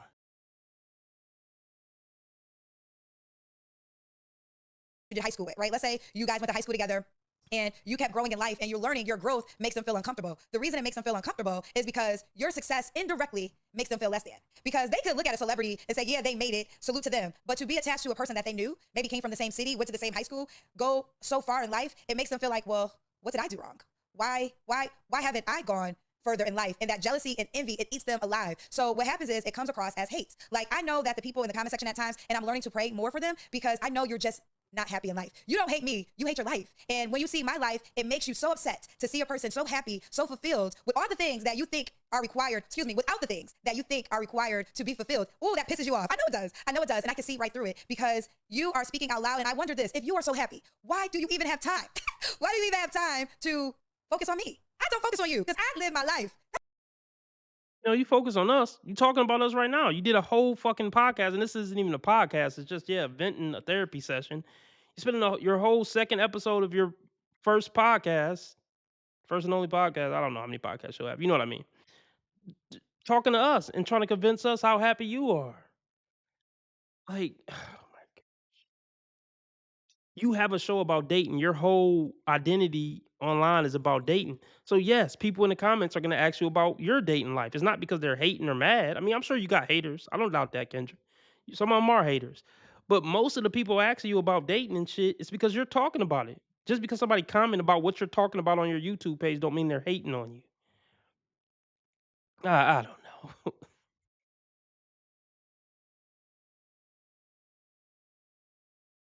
And I wonder this, if you are so happy, why do you even have time? Why do you even have time to focus on me? I don't focus on you because I live my life. That's what I do. I live my happy ass life. You should try to do the same. You shouldn't be worried about the people on the internet if you are genuinely happy. But the truth of the matter is, a lot of people are not genuinely happy. And you have to know this. And this is why you cannot allow them to have you move into their mansion of misery because misery loves company. Now, I want to stay on theme. And there's a couple things I want to talk about when it comes to marriage. So let's break down marriage in this time of the day, 2025. But this video's gonna live forever. So you might watch this in 2030 or whenever you watch it. But right now it's 2025. It's a whole new world, okay? It's a whole new world. Oh, baby, I can't sing. If I could sing, child, trust me, I would be on a stage. Marriage right now is difficult for a lot of people because you got social media. That is the number one thing you gotta think about when it comes to social media. There was a time I feel like men kind of have been men forever, and there are some genuinely good guys. So I want to salute men because I'm not a male basher. I know so many amazing men, like truly amazing men, and they You know so many amazing men, Kendra. Why can't you get one? You're around men constantly, and you say you got an army of men around you. Well, why can't you get one? Other women can't. There's crackhead women who keep a man. Think about that for a second. There's crackhead women who've been with their man 10 years, and they both do crack. If you're so fucking great, why can't you get one of these dudes if you know so many great men? Like,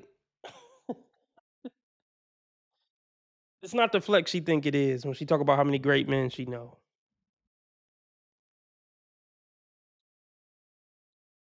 Can't tell you not a man basher, Kendra. You're always talking negative about men. Yeah, you are a man basher. You're a misandrist. You are. Just because you appreciate the things that all the men in your life do for you, don't mean you like and respect men. Say that again. Just because you appreciate the validation that the men around you give and the things they do for you, don't mean you like and respect men. That's a big misconception a lot of women have. They think they like and respect men because they like and respect what men do for them. Not the same thing.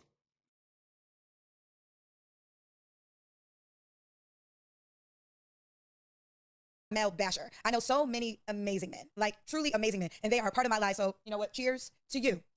But there's a lot of goofy men on the internet. There's a lot of goofy men on the internet, baby. And one thing I've learned, internet men, ooh child, these are the poor babies that can hide because in life, in person, they have no, I don't want to use the word coof, but they're small. They're small in person, but they can be a giant online. But to me, you're so small because I can see right through you, right? So I think that sometimes because of the comment section and some of the men that I have to respond to at times, you're the men that I know are not happy. That's why God's working on me. I'm working to pray more and feel grace for your unhappiness than to be offended by the words that come out of your mouth, because happy people don't talk and say the certain things on the internet in the comment section that a lot of men have stated. But you wonder why some of you Happy people aren't constantly clapping back at those same people. I assure you. I assure you. men can't get wives. a woman would happily choose a dog than to be married to you. And I think that's a hard pill for some men to swallow because women are just not agreeing to be attached and to have a spiritual well-being under attack and under anxiety and being stressed out because she's married to you, okay? Now, I do want to flip this. There are some quality men who women take them through, and that's not right either because, and I think we should just revert and talk about that right now. I think there are women who say they want to be married but don't really know the sacrifice of a wife. There are women who want the wedding day, want the honeymoon, want the bragging rights of being a wife, but don't really want the job description. They want the job title, but they don't want the job description. And like I said earlier, if you cannot marry a man and agree that death do us part, then you just shouldn't marry that man. And we are living in a time where there are some women who just don't know what the sacrifice of being a wife is. And one will say, Kendra, you're not married. How can you speak on marriage? What? That's the dumbest shit. Let me tell you why it's dumb. I don't have to get married to learn what marriage is. Yes, you do. Yes, you do. Because what your married friends tell you isn't a tenth of what the shit really is day to day behind closed doors. So yes, the fuck you do, but you wouldn't know that. You oh gosh.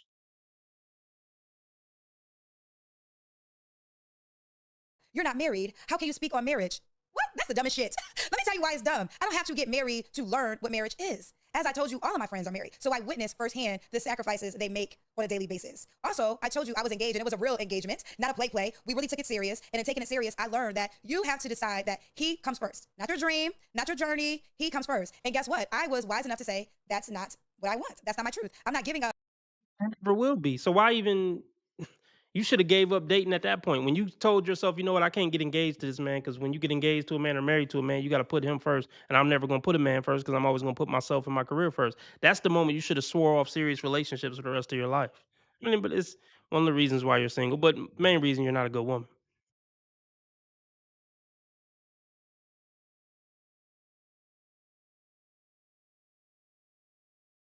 That he comes first. Not your dream, not your journey. He comes first. And guess what? I was wise enough to say, that's not what I want. That's not my truth. I'm not giving up who God birthed me to be in order to say I'm somebody's wife. I'm not shrinking, okay? I'm not shrinking, but I'm not shrinking for a man. I'm not shrinking for no one. Like, let me tell you something. I'm at the halfway point of my life. I'm 46 years old. My grandmother died at 93, so I feel like I'm gonna be here at least at 93, okay?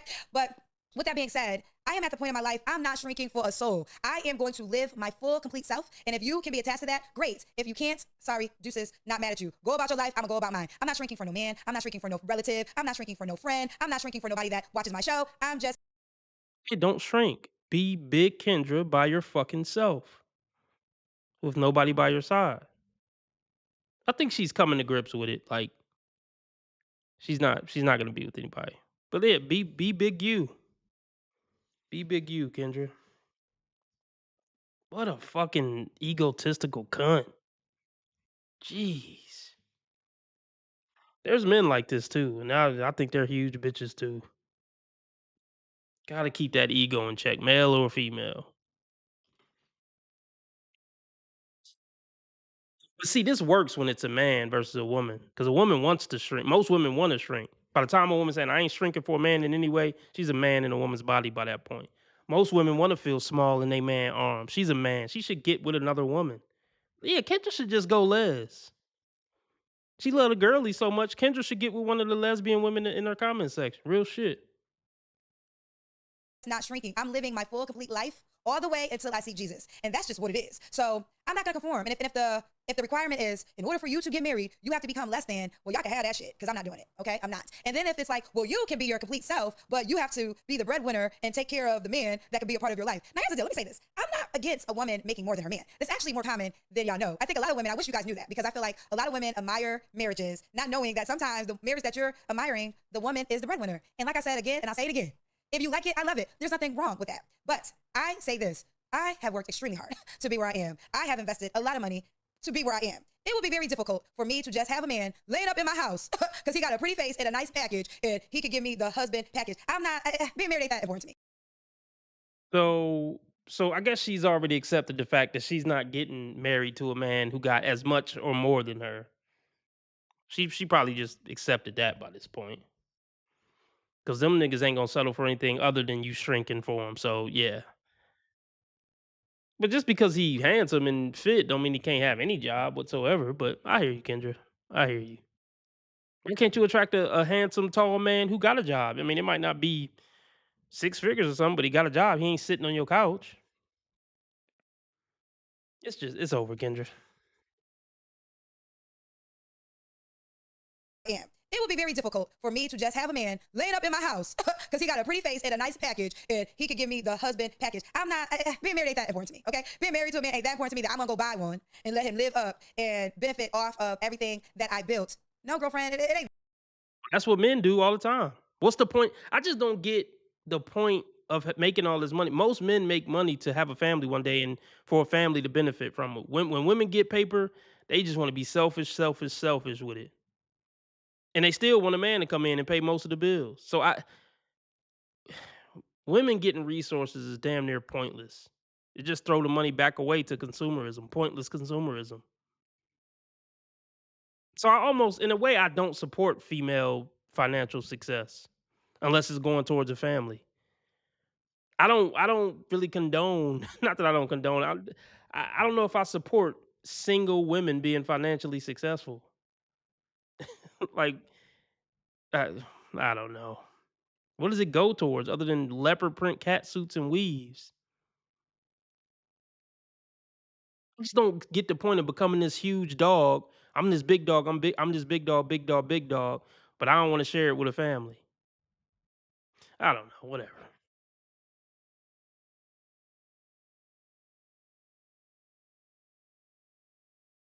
Okay, being married to a man ain't that important to me that I'm gonna go buy one and let him live up and benefit off of everything that I built. No, girlfriend, it ain't that important to me, child. What if it's that important to you? And if it makes sense, then do your thing. Like, there's really no hate. This episode really is just to be a voice for the women who truly are happily not married, and society is just having a difficult time accepting it. And as I said, they're having a difficult time accepting it because do you understand the type of freedom that gives women?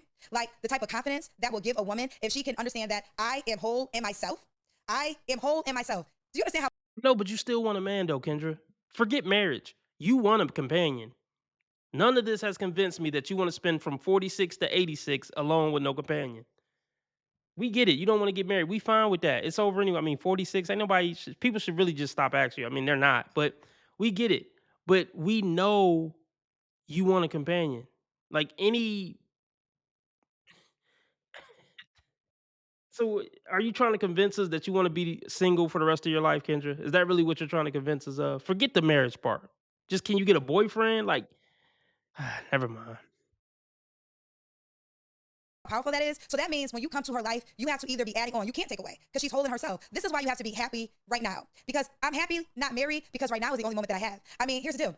I pray I wake up tomorrow. I pray I have a week left on earth. I pray I have 10 more years. I pray I really will live to 93 like my grandmother did. But there's no guarantee to that. So I'm going to waste the second that I have that's guaranteed, which is this moment right now, and not be happy. I think that's an insult to God. I think that's an insult to God to not be happy if you are living. Because when I tell you this, and I mean it to my soul, there is a person that is praying for your problems, okay? There's a person that will switch life with you right now to have your problems. Okay, so you don't make that much money. You're breathing. There's a person in the hospital that's on a ventilator that wish they could switch places with you and just not have a job, okay? You're in an apartment you don't like. There's a person that's homeless that wish they could switch places with you. Oh, you're homeless. There's a person that's homeless with no shoes, and you have shoes that wish they could trade places with you. Like, there are so many people who wish for your problems, and God sees it all. Okay, God sees it all. So to me, it's an insult to God if you don't use your moments of life in our.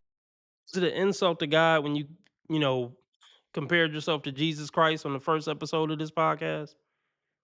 Was it an insult to God when you wish death upon the dusty men of 2025? And said something about bitch ass babies, these men and they bitch ass babies? That was crazy. Was that an insult to God? I don't think God would like you calling babies bitch ass babies. Whatever.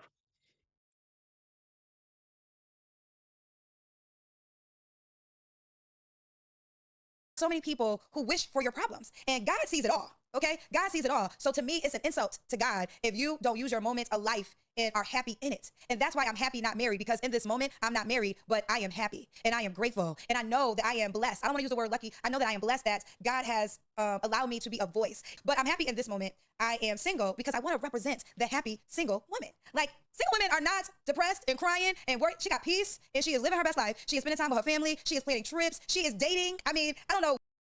Y'all been dating and going on trips. And how can you speak for most single women who not married? You don't know what the fuck they doing at night when they ain't on the internet and shit. How the fuck would you know, Kendra? Seriously.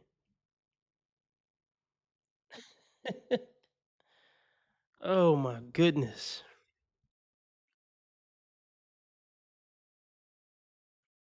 And let's just say we believe you, Kendra. And let's just say, generally speaking, you are happy.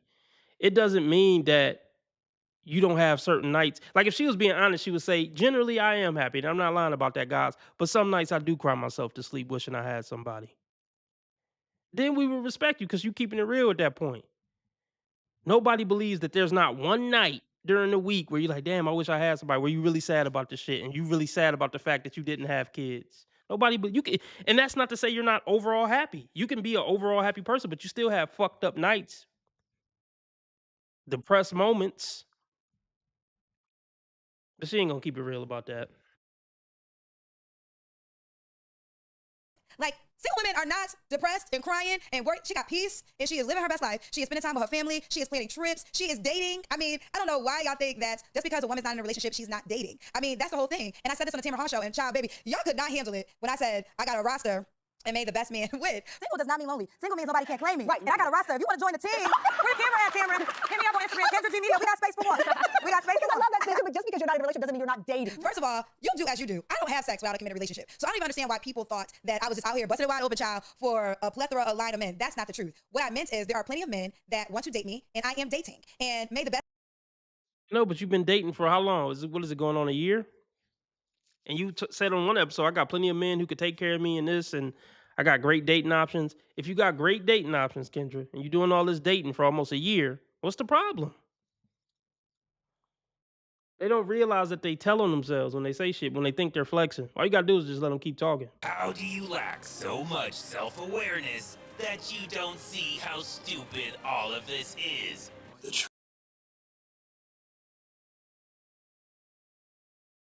You won't have a man because a man can't be a man when he's saddled down up to his neck in debt with a dissatisfied woman who don't give a damn. She want more and more and more. Let me tell you something, woman.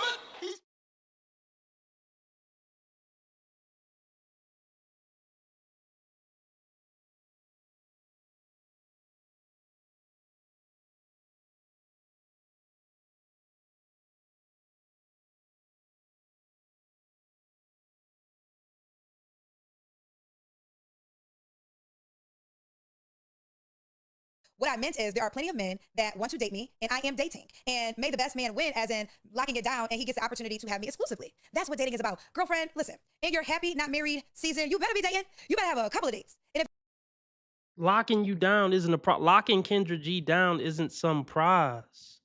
Let's just hypothetically say Kendra is a good woman. You gone all the time. You don't cook. You can't have his kids. But let's just say he don't want kids, whatever. He probably got kids already. What, you're not gonna be around for him. And you don't cook. And you got a flat, smart ass mouth. And you're gonna be disrespectful anytime y'all get in an argument. Because that's just who you are. So that's not a prize to get Kendra G as a girlfriend. It's just not. And do anybody believe that? Look, I believe her. If she says she only has sex in a relationship. Well, we know that wasn't true in college because you got pregnant by your ex when you cheated on your high school sweetheart. But let's just say I believe her now. You know, for the past 20 years, she got a rule that she only have sex in relationships. So shit, Kendra G might not have sex again. Oh my gosh. as in locking it down, and he gets the opportunity to have me exclusively. That's what dating is about. Girlfriend, listen, in your happy, not married season, you better be dating. You better have a couple of dates. And if you're not dating and you're not attracting men, well, then it's time for you to get yourself together. It could be a me time season. And a me time season could be, I don't know, maybe getting a better wig or getting your real hair pressed. You know, you got to be cute. Here's the deal. Don't let yourself go in your not married season. That's not what this is about. Get a gym pass, get a makeover, you know, go outside, meet people. I know I have a dating app, of course, download the Kendra G Singles dating app, which I do promote, but I also want you to get your ass out the house and go around people. Be cute, be happy, be alive. Life is for the living, okay? You're not dead. Kendra, you around men all the time. You're around men all the time, Kendra. You stay in a nigga face, men's face. And you know all these millionaire men. Just never mind. So don't act dead, okay? Point blank, period. So in this non-married season, it's not a time for you just to be on your couch, you know, eating chips and scrolling online all day. Hell no to that. Get yourself up and get yourself together, because if your desire is marriage, if your desire is companionship, and you are not attracting men that want to date you, well, it is time for you to look in the mirror and do some self-reflection and make some changes, okay? Now you can be happy and not be married. That's what this whole theme is about. But I know for certain, a lot of women do desire marriage. And let's break down marriage because I hear this, they say, is it unrealistic to even want to be married at a certain age? And here's the deal. Marriage, I think, is amazing. It doesn't make or break my life though. Like if I died tomorrow and the story was she never got married, that would not hurt my feelings, like at all. But for some women, they are very much attached to being married. And what I would say to those women, you need to date and you need to keep that in mind and decide what you can accept and understand the reality of marriage and not your Disneyland fairy tale version of marriage. And I always say this, get you some married friends in real life because married friends in real life will tell you the truth. I have a lot, well, literally mostly all my friends are married. They don't tell the stuff that they tell me on social media. Why would they? I don't even encourage them to do so. Why are your married friends talking about their marriage with their one single friend? And what does that say? That in itself shows that she's not happy, man. Now I don't let's not talk about the happy because I want her to be happy and maybe she is happy. But what woman wants to be the only she said all my friends are married. What woman wants to be the fifth wheel when they get invited to shit? Most of her friends are married. She's the one single friend.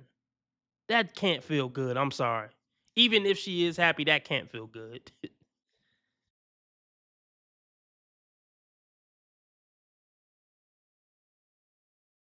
I always say this, get you some married friends in real life because married friends in real life will tell you the truth. I have a lot, well, literally mostly all my friends are married. They don't tell the stuff that they tell me on social media. Why would they? I don't even encourage them to do so. But every marriage is different and everyone has gone through certain things. And I think if you get married friends in real life, they're going to tell you the truth and and then you will learn for yourself, can you make that sacrifice? Were you born truly to be a wife? I know we talk about this, but were you really born to be a wife? I'm talking to the women who are gun-ho on getting married because there's a large portion of women who are gun-ho on getting married. And if that is you, really do some self-assessment. I cannot answer these questions for you. You know, I believe in God. If you don't believe in God, it's going to be very hard for me to really tell you anything because God really is my source. And I have a direct line. I have a direct line to God and he communicates to me extremely well. You have to tap into that for yourself. And you got to ask the questions and tell God to reveal to you the answers. And I promise you, he will reveal to you the answers. The questions that you got to answer is, are you going to accept his answer? Because his answer might go against what you want. Yes, I know you want to marry that Negro, but he might not be the man you should marry, okay? I know you want it so bad, girlfriend. The sex is so good. Y'all look so good together. You could be social media popping, but maybe it's not what God wants for you. Okay? And the only way you can find that out, I can't answer that question for you. That's between you and God. And I said this before, I'm gonna say it again. Life is not one size fit all. I think the challenge that we are in today is because there's so many voices online and there's so much advice given. And it's like, it's this one formula of advice and every human is supposed to follow it. And that's just not the truth. Yeah, that's true, Pearl. That's definitely true.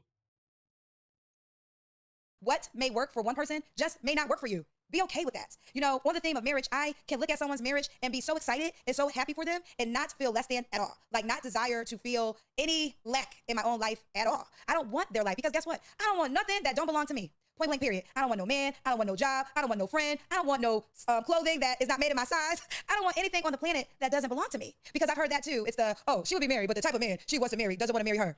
Who is this imaginary man that you think I want to marry that doesn't want to marry me? Let me tell you something, honey. I don't want to marry anyone that doesn't want to marry me. So that's just not true. I don't want anything in life, period, that does not want me. I'm not a person that, just has to be attached to a person. That's just not how I live at all. Because let me tell you something. The moment you don't want me is the moment I don't want you. It's like, it's that fast for me, okay? And I think the other narrative is I can be married. I can literally be married to wealthy men, okay? Those options have been presented to me. But because I am so in tune to the reality of what it will be, I knew I would be married, but would I be happy? I would have the stamp, I would have the ring, but would I be happy? Kendra, you're not gonna be happy with any man because men want something in return for them being so great. And from what you explain all the time, this guy would have to be one hell of a guy, and he wants something back for being one hell of a guy, and you're not the woman to give it. And to be a good wife is to do everything you don't want to do, Kendra. It's the opposite of who you are. It's shrinking yourself. It's sacrificing certain career moves so you can do X, Y, and Z for your husband. You're not wife material. And look, she probably ain't lying. Millionaires probably did propose to her. I don't doubt that. She probably had a couple millionaires propose, or she probably could be married to a couple of millionaires. But she knows that to be a good wife, she would have to not be Kendra G. Kendra G knows she's not wife material. That's basically what she just said there. I know what it would be. For me to have to play the role of a wife, I would have to shrink myself, and she would. Kendra can't be a good wife and do everything she's doing today. Everywhere she goes, what she wear, the embarrassing shit she do online. She shouldn't get married because she wouldn't be able to be herself and be a good wife to any man. Period. So she should just stay single. Or will I just have the title, but deep down inside, feeling a certain type of way about it? And my answer was no. Now they'll say, well, that's wealthy men. What about the other men who maybe don't have as much money as you? And you should just marry him because he's going to treat you good. And so what? You are the breadwinner. Well, guess what? Baby, here's the deal. No. No. I mean, I could date a man. I could literally date a man that makes less. But I don't believe I would marry him. Just like y'all don't expect men who have created a certain amount of success for themselves to marry a woman that you would deem is not worthy of being his wife. I mean, it's a little different for men how they measure things, and they say things like, oh, well, do you qualify to be his wife? It is normally about looks. You know, it's normally about looks. Do you fit the package? Do you look pretty enough to get the opportunity to be claimed by a high value man? I'm gonna break down high value man in my next episode. High value man is a myth. We'll break that down in the next episode. But staying on target for High value man is a myth. Let me guess. High value woman isn't a myth, though. I bet she ain't gonna say high value woman is a myth. High value man is a myth. Man, the manosphere is about to eat her a fucking alive on these episodes. Goodness gracious. the conversation of what they say. Are you qualified? Which means, are you young enough? Are you pretty enough? Are you feminine enough? Are you going to be quiet? Are you going to offer peace? That's what you have to be to win that package from that man that built all that he did. And guess what? You like it, I love it. I respect it if that's what he is looking for in the woman to be married to. But just like he has the opportunity to have a standard of who he marries, so do I. No, you don't. Nope. It don't work like that, Kendra. It doesn't work like that. Because he had, like, you can have your standard, but here's the difference. The men who meet your standards don't want you. The women who meet this guy's standards want him. All the women want him. So having a standard that can't be met is almost pointless. I mean, you could say, look, you could say you want Michael Jordan. I'm gonna steal him from his wife or something. But if Michael Jordan don't want you, then your standard of I'm only dating Michael Jordan is pointless. It's like it doesn't mean anything. It doesn't.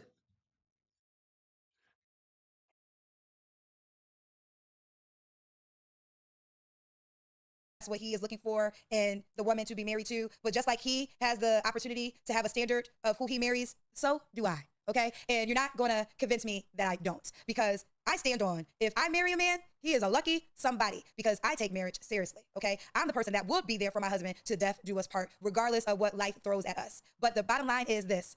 Alignment is key. And I have met some awesome men that I have been in relationships with. But you then get to a point where you decide or you learn. You can't grow together any further. And that is okay. Nothing is wrong with that. It's life. I'm on a life journey. We are on a life journey. And when I love Couldn't grow with him anymore. What? He couldn't level up to your level? She's never gonna stay with any man. She just said I've been with great men, but it was a cap on how much we can grow financially. Let's be real, financially. So he couldn't level up with her, so she had to drop him. How many good men have you thrown away, Kendra? You're just not relationship material. That's the crazy part. Like, not only are you not wife material, you're not really girlfriend material. And you never, like, you just not, and that's okay. Go on dates, hang out with men, do whatever. But a serious relationship just isn't for a woman like you. It just isn't. That's basically what you explaining on this whole podcast.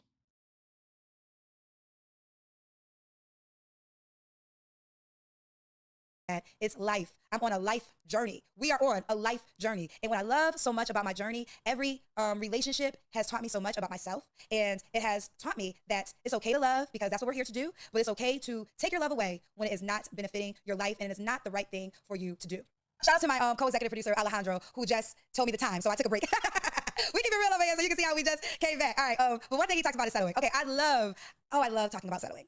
See, I think that, and I don't want to get lost on this money conversation and my own personal thoughts of it, but let's break down settling. Do I think that money matters in marriage? Of course, money matters in marriage. Like, people, money matters. Okay. When you get to a certain level in life, money matters. But does it outweigh the key characteristics that I believe are important for marriage? Absolutely not. And I talked about this on my friend Latera's podcast, Dear Wifey. And I was saying that, God has blessed me with a father who is very reminiscent of God. God is my father. And then I have a human father who holds me down and loves me as such, and is the reason why I will always love black men, because my father is a black man. And the type of love that my father has had for me throughout my lifetime, like since birth, my father has been in my life since I came out of my mother's, private areas. It is incredible. This type of love, I truly hope everyone gets to experience it. But sometimes you don't experience it with a father. Sometimes you experience it with an uncle or your husband or who knows, your grandfather. I don't know the life plan that God has sent for you. But I want to go back to settling. I get a lot of women that come on my show a lot of times and they're saying they will not settle. They're not going to settle. And usually money is a part of the conversation.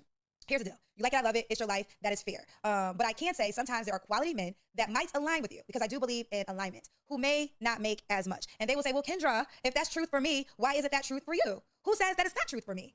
just because I'm not married in this moment doesn't mean the game is over, right? Like I know people have count that out for me, and I'm not even saying that it's happening for sure. I don't know what God has planned, but what I will say is it doesn't make or break my life. But I am dating, okay? I know y'all don't see nobody on social media. You ain't gonna see them, okay? But I am dating, and I'm dating quality people, and it's not about bank accounts. And since y'all want to know, they're not broke. You know, it is what it is. It's just the life that the people I surround myself. But I don't count men out because of their bank accounts. I don't. So I am living by the same thing that I tell you to do, and I feel a lot of women really haven't dealt with a lot of men that have a lot of money because these Negroes are so disrespectful at times, child. Like they really believe that their money is power, and there's enough women to prove to them that their money is power because they tolerate disrespect, and they tolerate the disrespect because of what they gain being attached to the man that has money. And listen, you like it, I love it, it's your life. I can't be manipulated with money because I got my own. Cheers to that. So I'm not sure if I packaged it all the way, but I want to get the point across to settling. Oh gosh. This is what it boils down to. Kendra feels like she deserves a certain type of man. Let's be real. A rich, tall, handsome man. Rich, tall, handsome men who are single at 46, 50, 55. Look, they got hoes and they gonna have hoes until they pass away. This is what it boils down to, man. She's looking for a 0.0001 percenter. The tall, handsome, rich man who don't cheat. And that's kind of look, listen to me. Listen. By the time you do find the rich, tall, handsome man who don't cheat, he's not gonna like a Kendra G, I assure you. Because that's a hell of a good man right there. That's a good, honorable, respectable man. He ain't gonna want shit to do with this piece of shit. It's just over for so many reasons. It's just over. I believe settling is not attached to money. I believe if you find a man that aligns to your life, now hear me when I say this, aligns to your life, because there's some men who just don't align to your life and can be great men. That's not who I'm talking about because he doesn't align to your life. But, and I use this example all the time, but it's just, the best example to use, Candy and Todd. Candy, obviously, she is a badass woman, talented beyond measure. Atlanta Housewives. A producer, an actress, a singer. I mean, the talents God gave her are just the list goes on, and very wealthy. And when she met Todd, he was a part of the production team for Atlanta Housewives. He did not make the money that she made, but their alignment together, they have made millions together. Candy will tell you this story herself. So although he didn't have the coin, he had the alignment, and he added onto her life, and they have 2 children together. So that's what I'm talking about when I say if you can meet a man that may make less, but aligns to your life. Now, all this conversation is really about the very successful woman. What about the woman who does not have that much money? Let's get into it. I understand. You like, well, I ain't got money, so I need help myself. You like it, I love it. And if you want to focus on men that have money only, it's your life, girlfriend. It's your life, girlfriend. All I will say is don't be blind to the bullshit. And don't get mad when, or if, because it doesn't always happen this way, but there's a high probability that you might be on a list of women who also want this man. So don't get mad that this is what you signed up for. Wear it with your chest. Be proud of yourself and your decisions, or just accept your decisions for whatever reason it has been. So settling to me, listen, if you have a man that can be by your side, that can be there on your worst day, that will be with you in the hospital if life happens and now you're on a situation on your deathbed. And I always use this example. If you are in a coma and a person has to make the decision on whether you live or die, that person is valuable. And there's not a salary dollar attached to that. There's just not one, okay? But it does become more difficult when you get to a certain tax bracket, and I do understand that. But again, if you are a woman and being married is so important to you, don't get blind by the money if you can't handle what comes along with it. I respect it. I say if that's what you want, go for it, girlfriend, but don't lie to yourself. Don't lie to yourself. And then someone will say, well, you're saying that all men that have money will cheat. I'm not saying that, okay? I'm not saying that all men with money cheat. What I am saying is, actually, I know a lot of men with money who don't cheat, but there's also a lot of men with money I know who just don't have desire to get married. It doesn't make sense for them. Like they Right. Right. So which man are you looking for, Kendra? I mean, it's just word salad at this point. Right. Of 50, Kendra's 46. So her realistic dating range is for something serious, like a man that would take her serious, a 46-year-old woman. I would just start at 55 to 70 is Kendra's range. So let's just start at 55. A 55-year-old man, by that point, he already either had kids, had a couple of marriages under his belt. He know bitches ain't shit. He look, and this is where older women really struggle on the dating market. After 40, men know women pretty much ain't shit and aren't likable to live with and be in long-term relationships with. The cat is out the bag by the time a man hit 40, 45. After a man gets back on the dating market after 40, he like, yeah, I'm kind of good. I'll hang out with a chick from time to time, but this shit ain't really where it's at for men. It just isn't. So by the time a man is the type of man Kendra would be attracted to, a 0.01 percenter, he's either a player for life, and that's no bullshitting, or he already married, or he ain't gonna like Kendra G. It's really that simple. And Kendra G still thinks she should be courted and treated like a princess. No, you an old bitch at this point. Why wouldn't a 55-year-old man just find a 30, 35-year-old woman to do that for? Not a 46-year-old woman who's a fucking TV host doing cringy dances at the Super Bowl with her wig falling off. Why would he do it for her? I mean, honestly, there's plenty of 25-year-olds he could do it for. I mean, why not just rock out as a single man? Because look, if you got motion at 55 and you tall and handsome, bro, settle down with Kendra G for what? I'm about to rock out, go to fucking Colombia. I'm about to rock out and go to fucking Barbados. I'm about to chill and rock out. Have my little 2 girlfriends. There is no good reason for any tall, handsome man with motion at 55 to 70 to settle down in a serious relationship with a Kendra G. With any woman for that matter, but it's definitely not a fucking Kendra G. I gotta hear this bitch mouth. No fucking way. Even if a man was a sucker enough to kind of consider it and try for a few months, after a few months, he gonna be like, hell no. Especially if he tasted the single life as a 55-year-old man who's tall and handsome with motion, and he think back to like, damn, 3 months ago I was happy, I ain't had no stress, I was fucking different 25-year-old bitches. Why the fuck would I go from that to dealing with this bitch and trying to get on her schedule and get on her itinerary, and then when I do have a problem with something, she's like, well, I ain't gonna shrink myself for you. No, you gonna get the fuck out of there within 3 to 6 months. Period. So it's over. Kendra, you are not gonna be with nobody, but I'm gonna enjoy watching you cope for the next however many years.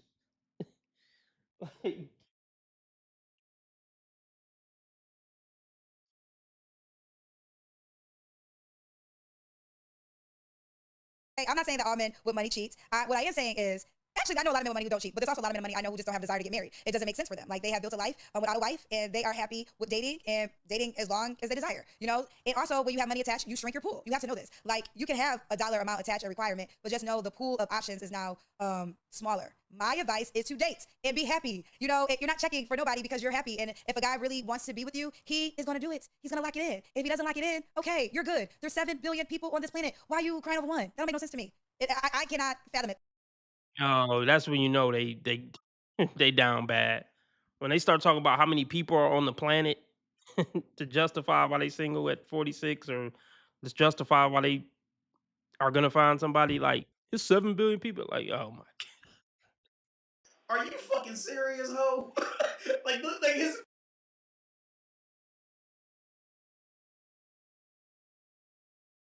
You know how many times I hear this shit? Okay, you're good. There's 7 billion people on this planet. Why are you crying over one? That don't make no sense to me. I cannot fathom it. The world is large. The world is big. Go outside. Go to a city. Go, girl, go. That's what this time of you not being married is about. It's a time that you can be selfish. In every relationship I've ever been in, I've always had to conform and compromise, because that's what a relationship is. You're going to have to compromise. So when you're single season, live your best life and discover yourself. And while you're living your best life and discovering yourself, you're going to meet people along the way. You're going to grow, and then you're going to be in an environment of a different type of guy, because you are now a different woman in a different environment. Wear that with a smile on your face. Do not at all let anybody convince you that you're not worthy because you're not married. It's a lie. It's a lie. Salute to the happily married women. God bless you that was your journey, and God assigned you to a person that you can do life with. Like, you're amazing, and we salute you, but you're not better than a non-married woman. A wife is not better than a non-married woman. That's a lie. God loves you, and he loves me too, without this ring that you have on my finger. It's a lie. And I think that we have to make sure that we make this clear, because there's just so many non-married women who feel less than, all because a man has not claimed them as a wife. And I did an interview, and that question was asked to me directly, like, what do I say that a woman is not worthy unless a man picks her? And I laughed, and I said, well, you know, there is some truth to that. There's some truth to that, but it's not about a man picking her. It's about the woman picking herself. How much have you heard this? A woman isn't complete until she's chosen.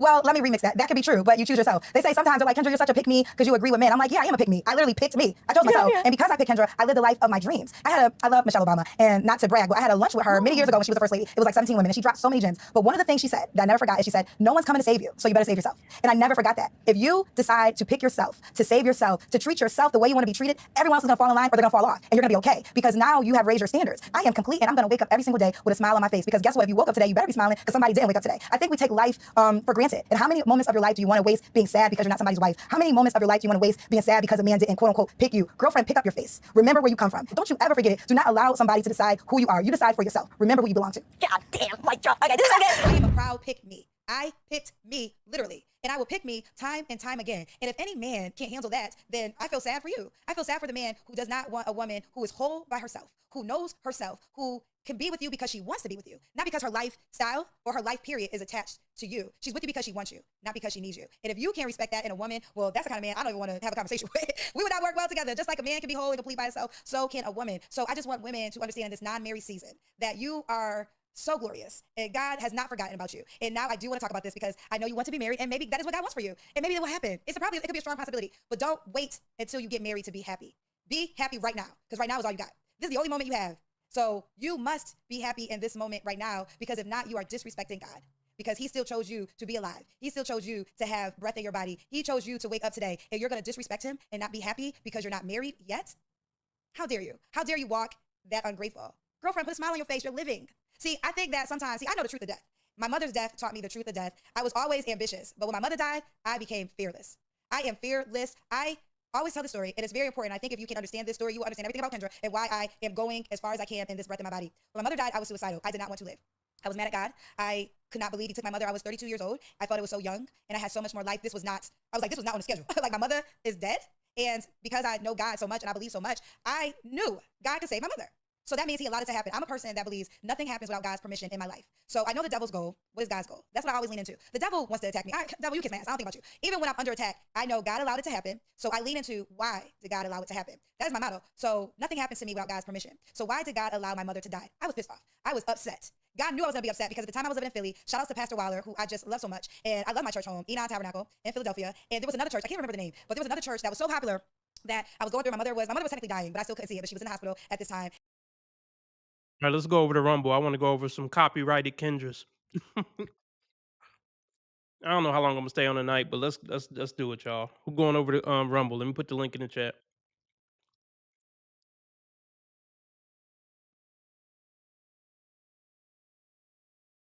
Rumble link in the chat. You don't have to sign up to watch me on Rumble. All you gotta do is click the link. I just put it in the chat. Everybody come follow me over on Rumble. We're gonna go over a Kendra G episode, the copyrighted edition. Yeah, let's go have some fun over on Rumble. I don't know when I'm getting off here, but who following me? Put a one in the chat if you following me over to Rumble. You don't have to sign up. All you gotta do is click the link and watch. But I would like you to join if you don't mind. Subscribe to me on Rumble for sure.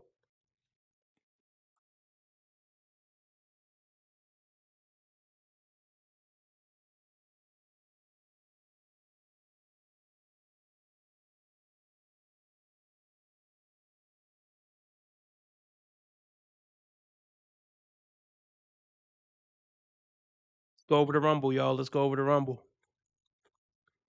I'm gonna wait and see how many of y'all follow me over there. I'm gonna let this play out while y'all follow me over on Rumble.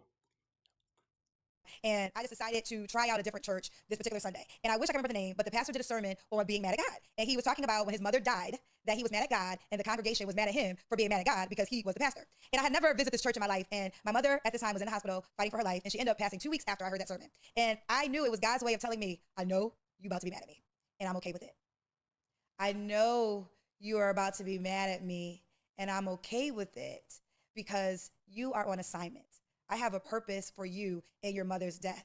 And it's something I can only teach you through your mother's death. And I'm going to give you grace because I created you. You are my child. And I'm giving you permission in this moment to be upset with me because you have to go on your own journey. But when you come out of it, you are going to understand my reason why. Whew. I don't want to cry, but it's my truth. My mother's death is the best and worst thing that has ever happened to me. And the worst is obvious. I lost my mother. The best is it taught me the truth of what it means to be alive. People forget what it means to be alive. We have put so many titles on what it means to be alive and to be happy. No, just being alive is your blessing. Just being alive is the blessing. If you have nothing else but breath, you are blessed. And that is what I want to get across because there's so many people. Well, we going over to Rumble in like a couple minutes. We're gonna go over a Kendra G, a copyrighted version. Follow me on Rumble. Who over on here? A couple people came over here. All right. Who else coming over to Rumble? You don't got to sign up. All you got to do is hit the link. I just dropped it in the chat. You about to go over to Rumble in a couple of minutes. People who are also comfortable. Oh, thank you, God. My oracle was saying, thank you, Spirit.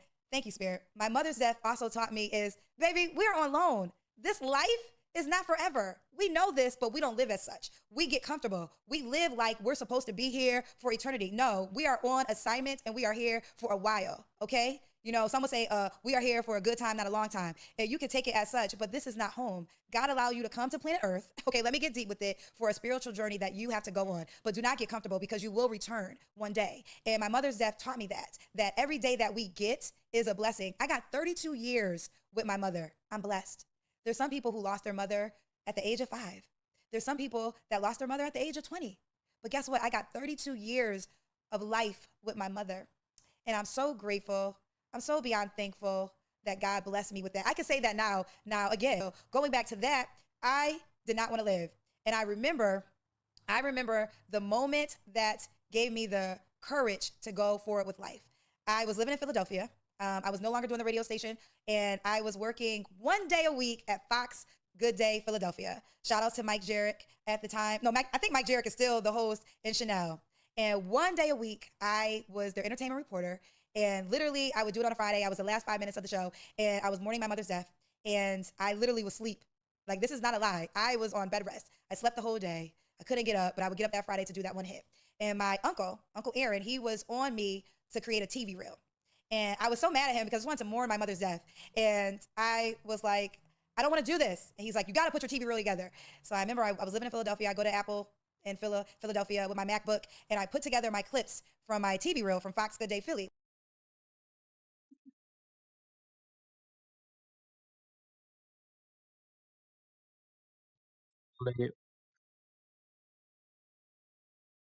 Yeah, we're going over to Rumble right now. I'm gonna drop the link again. Once again, you don't have to sign up for Rumble to watch. Just click the link and watch.